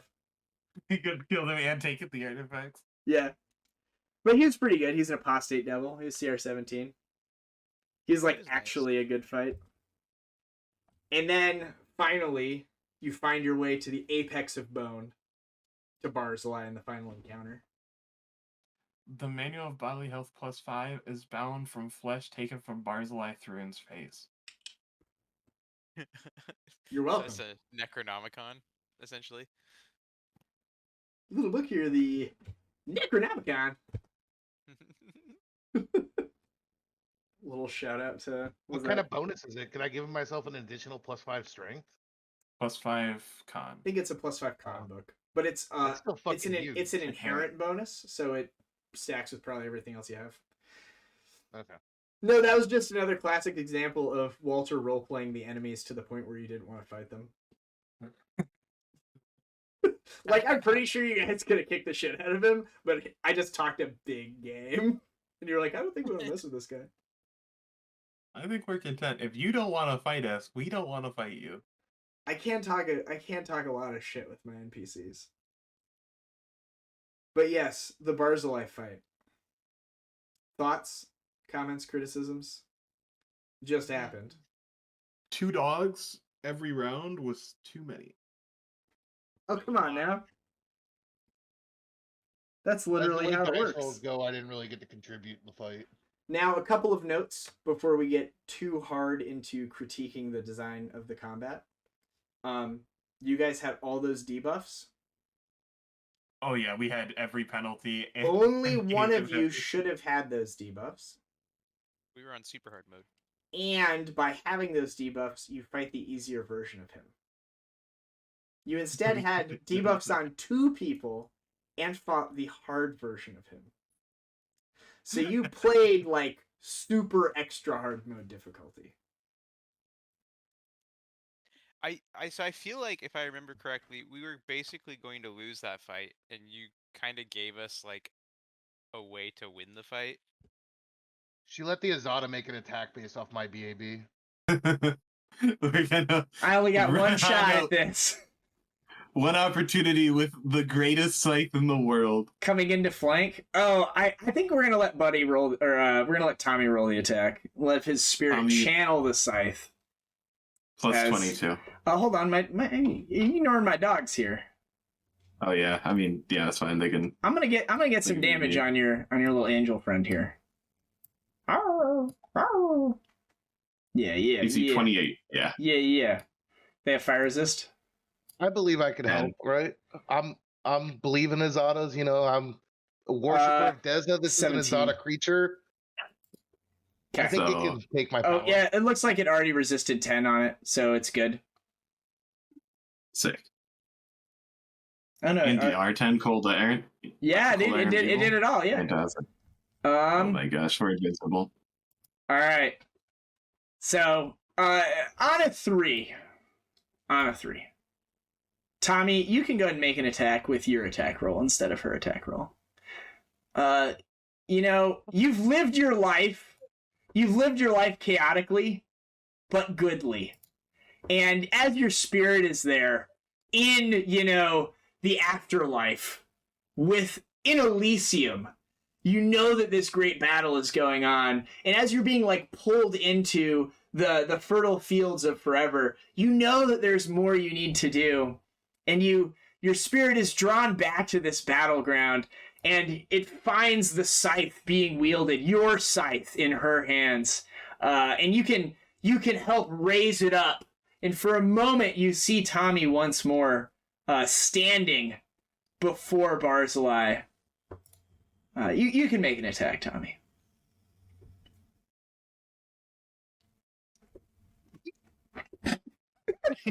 I tried it. I tried so hard. It's just the 2. It's a little guy. It's the fucking 2. Is it? Are we doing my damage, or am I just helping attack? Because I could not be power attacking. Oh no, it's your attacking. Power attack, I don't even have any penalties for power attack anymore. No. You are just attacking. Serious focus. You are just attacking. Now, of course, as any good person, you forgot to flank. You forgot your +2 from flanking, didn't you?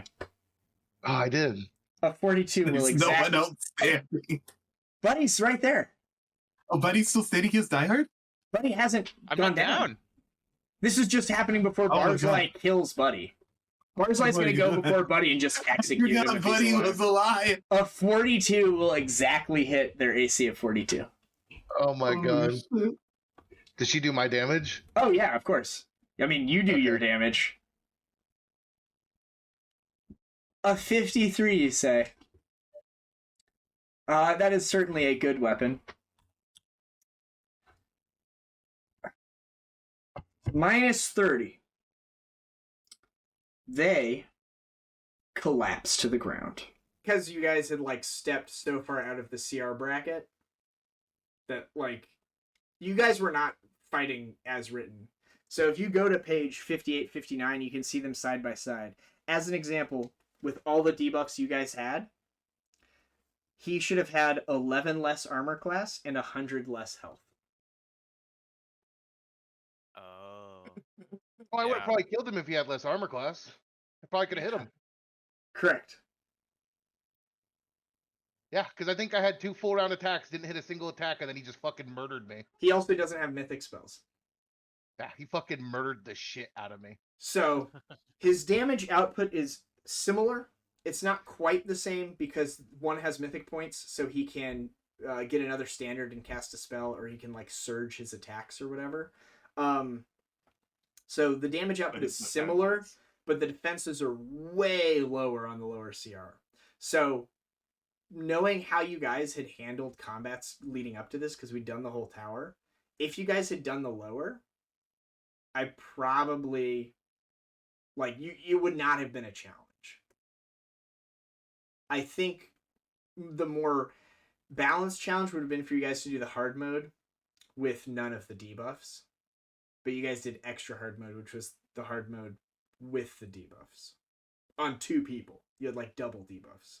Or triple debuffs. I think Sezix had some, too. I think 3. I didn't have any. So. But, like...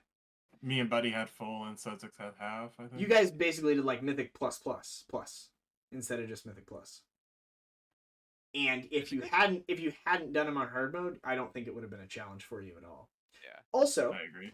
You'll note that he has the ability once per day to summon a Pit Fiend 100% chance.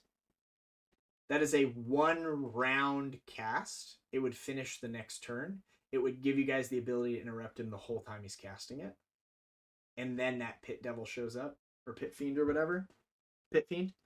Instead, I was like, he did that as you guys are coming through the portal, and it's just going to be Ogathon flies in. So I gave him effectively an extra round of combat by having that be there before you guys got there. Which, that's not necessarily like not running it as written. Because if you look at those pages, there is no room to talk about his fucking tactics. Because there is, like, you get a little teeny during combat, but there's so much stats. I would normally expect, like, each round breakdown of what these sort of combats do for these really high-level guys. But round like, 1, they cast this, quicken this, move here. Yep, none of that sort of stuff. Like when you ran Rise of the Rune Lords and it has you fighting that wizard, I think it details the first 3 or 4 rounds of the spells he does. Yep, and it's like, if he's winning, he does this. If he's losing, he does this. Yep, none of that. So I had complete carte blanche to do whatever I wanted. Yep. So I basically moved sliders to make it as challenging as possible at the start. And then as the arm wrestling became where I was easily going to win, that's where I allowed Cobra to make that attack and allowed you guys to have a chance to swing back into the red. Because if not, I was like, I had kind of over-adjusted and kicked the shit out of you guys too much. Yeah. It was a pretty fun limit test, though, I will say. Yeah, we definitely Being on found... extra hard mode. Yeah. And I mean, you guys did do it. Like, I didn't really, like, fudge anything. You made the attack roll. It was just basically a decision between, like, Garm casting whatever spell he did versus Breath of Lifing you on the last turn. Because you would have made 1 attack round from the ground. Yeah. And done that same damage. So. But yeah. That's it for book 6. And then you had the little epilogue thing where you talk about how great you guys all are. So. We've kind of danced around it already. But, what's everyone's favorite book?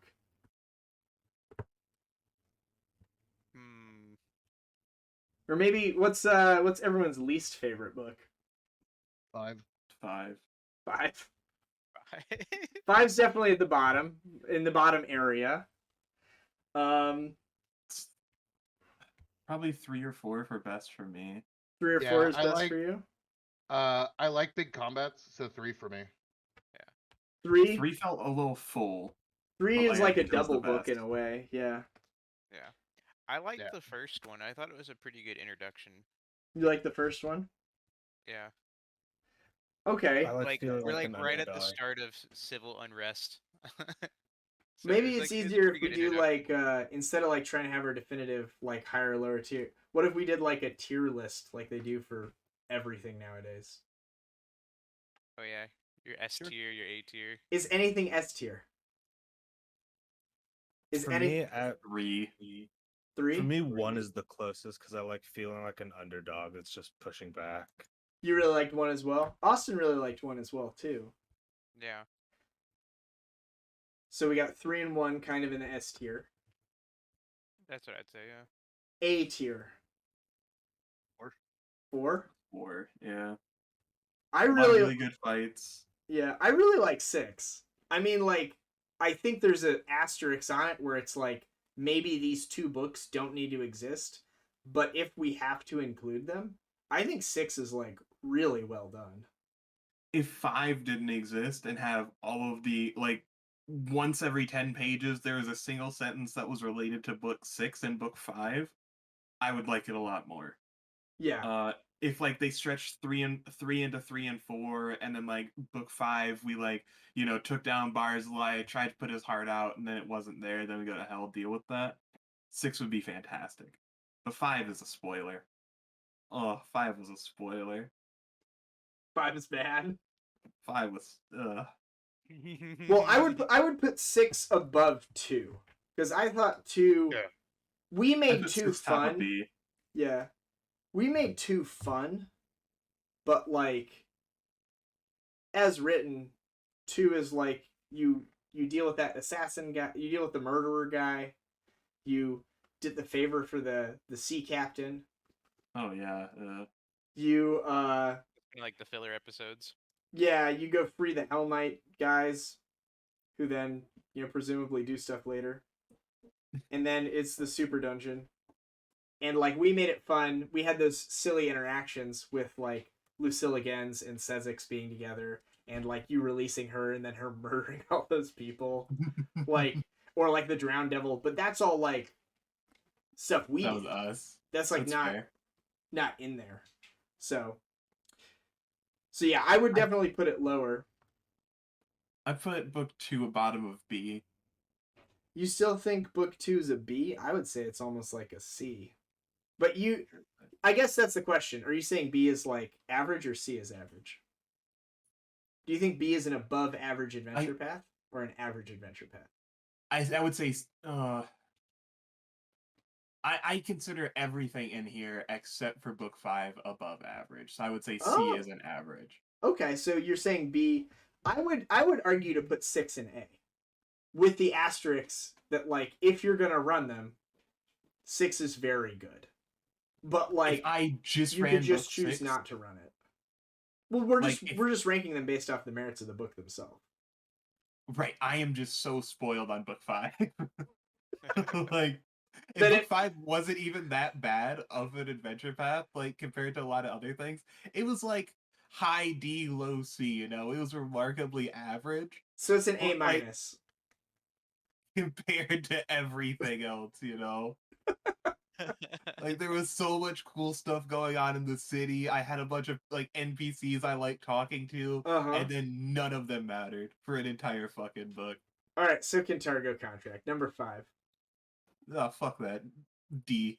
Category in its own. Below average. I think it's like extra below average though, because it's like it's kind of disjointed. It has detail where it doesn't need. It has scant detail where it needs it. It has the threads of a plot coming back that they didn't do enough legwork ahead of time, and it's superfluous to the rest of the main story. So it's like it's kind of subpar and like extra bad because it didn't need to be part of it. Like I think it's like about as bad as you can get. It's literally the like why is this even here, which is a really bad review. Like there's no typos or whatever. Like the art's fine, the creatures are cool. Mangoon is cool, right? He's super cool. Like there was cool parts in it. There were cool fights in it. But like why is it here? You know, maybe it's not a letter grade. Maybe it's just like a why is this here? But yes, a league all on its own, somewhere near the bottom. Yeah. And then I guess then you have to figure out which one did you like more. So who liked book 1 more than book 3? Book 1 was my favorite. Yeah, I think I'm on book 1 too. Cobra? Sage. Book 3. So it's a split. It's a tie. I don't know. I don't know which one I liked more. The downside with book 3 was that it was really long. And Yeah. like Yeah, you had it kept going. You had that like high with the Matador Gap, and then all of Yeah. a sudden you had another big fight. So it Yeah. kind of just was a roller coaster the whole time. Yeah, it's like book 3 is definitely a roller coaster. It's a little long. Book 1, I think You have the steady climb. book 1 has the You're steady always climb. feeling. Yeah. I don't know how much I like the sandbox. From like to GM, I think book 1 is nicer to GM for most people than book 3. But for me, because I don't mind doing the big combats, I liked book 3 running more than book 1 because book 1 was so much sandbox. I And think book the 3 was more sandbox- of like the tasked quests. I think the sandbox at a low level was relatively fine, mostly because like your interactions are going to be like, here's a couple guards to fight, you know? Yeah. With like Here's two with, stray like, dogs that are gonna cause you trouble. yeah, it's not like they're all pretty balanced because they're such a low level that is pretty forgiving. If you try to sandbox in later levels, we were running into that issue where like you're fighting CR 10 stuff when you're level 16, you know? Yeah, it's easier when the variance is smaller, right? Yeah. Yeah. So I think the sandbox worked in the first one. It didn't work very well as you kept moving on. I like that. Yeah. It's interesting. Plus- So like we both liked everyone really liked, 1 and 3 or whatever, which both kind of follow the idea of like a general sandbox then super dungeon. 3 is just super dungeon. And then the next one we liked the most was 4, which was kind of the payoff book, right? For all the stuff you've been doing. But it starts makes off sense. with like targeted sandbox. So it's like book 1 is like sandbox, then mega dungeon. Book 3 is like targeted sandbox, mega dungeon. And then book 4 is the exact same formula. And then book 6 is like basically no sandbox. It's go here, do this, go here, do this, go here, do this. So, yeah. Very interesting. All right, so overall, for the adventure path as a whole, what would you guys rate it? Like A to whatever. This is the best adventure path I've ever been on. It's also the worst, and it's also the first. So, So Austin take that gives as it. you will. Austin gives it a pass. Yeah. The pass fail. Yeah. Essentially, with Rise of the Rune Lords and now Return of the Rune Lords being done, so this is like my third one being done. I definitely think this was my most fun one, mostly because we're kind of scrappy do-gooders, right? No one's character was necessarily broken. Like, no one min-maxed to the point, like, say on our Thursday characters, right? Everyone's character is just absolutely stupid. Anyone could pretty much solo any encounter. You know, it's just dumb. Everyone's incredibly powerful. Yeah. Our first characters, I didn't really know what I was doing. So it kind of like, I know the story, but I'll be honest, I was drunk all the time when we played. So I didn't get the same enjoyment out of this one where I was sober for more than half of the game because I had gotten sober during this campaign. So I think this is my favorite out of the 3 so far. Well, discluding the characters you chose to play or the characters we as a group have chosen to play in these different games, like maybe a better question for you guys is like story-wise. Like, story-wise, encounter-wise, structure-wise. It seems like we have some concerns about what the plot's doing around book 4 to 6. Yeah. But the overall story and, the mini system and all that, like as a pre-written adventure. Is this something would you recommend people play this? Yeah. I would recommend they do what you recommended the first time and end after book 4. Yeah. Okay. Maybe give them a one-shot of the final boss or just give them like exposition lore to kind of tell them what happens. But I think your time is better spent just starting a new adventure path at that point.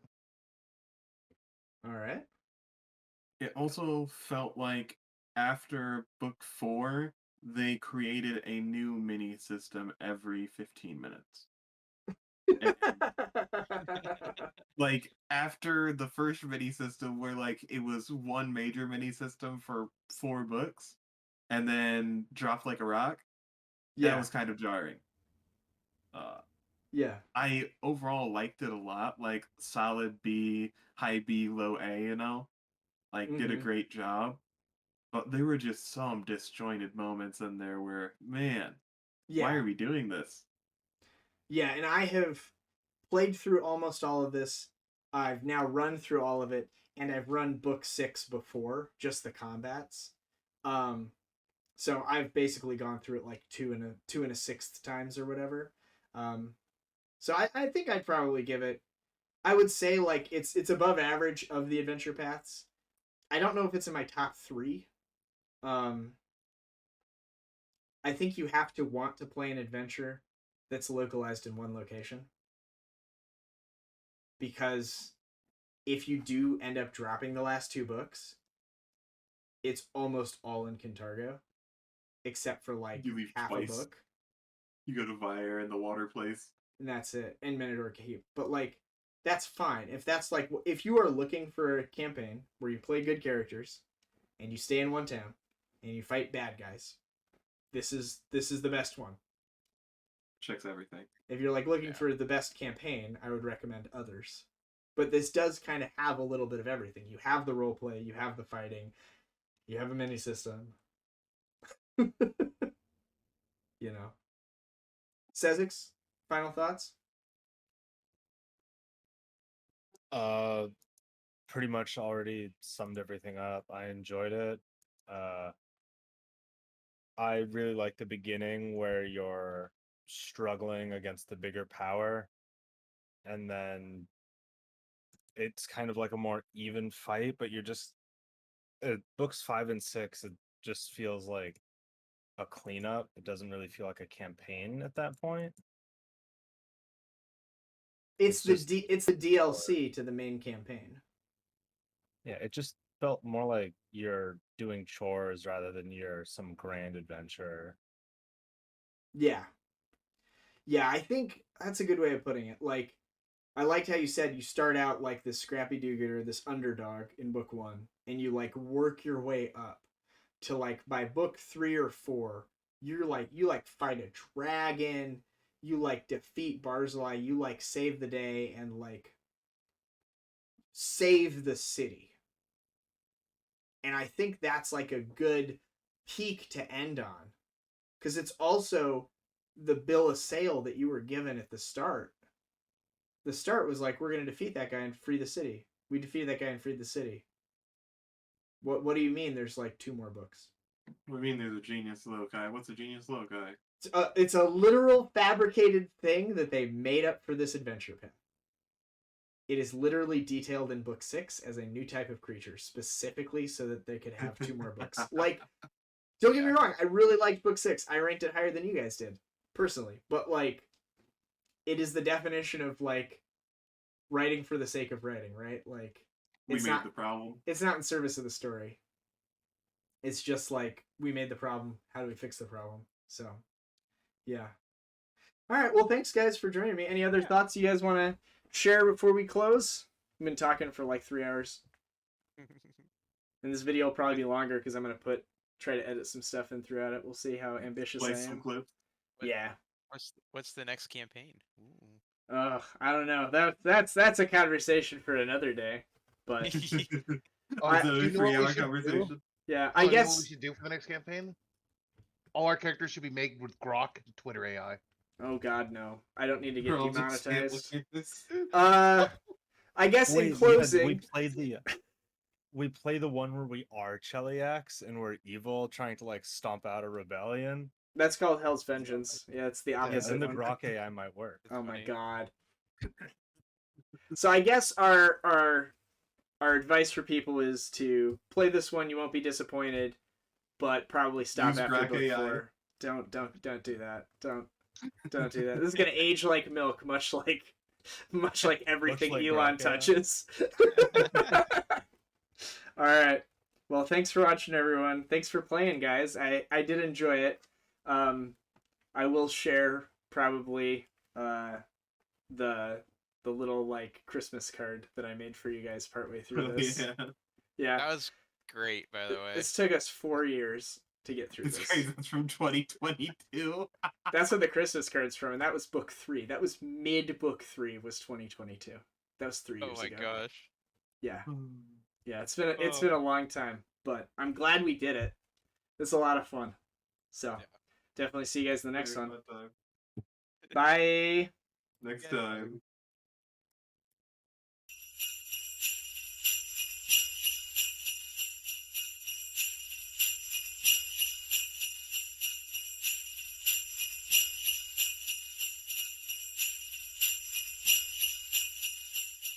Good tidings to you, my infamous crows. Enjoy this short missive before the first snow.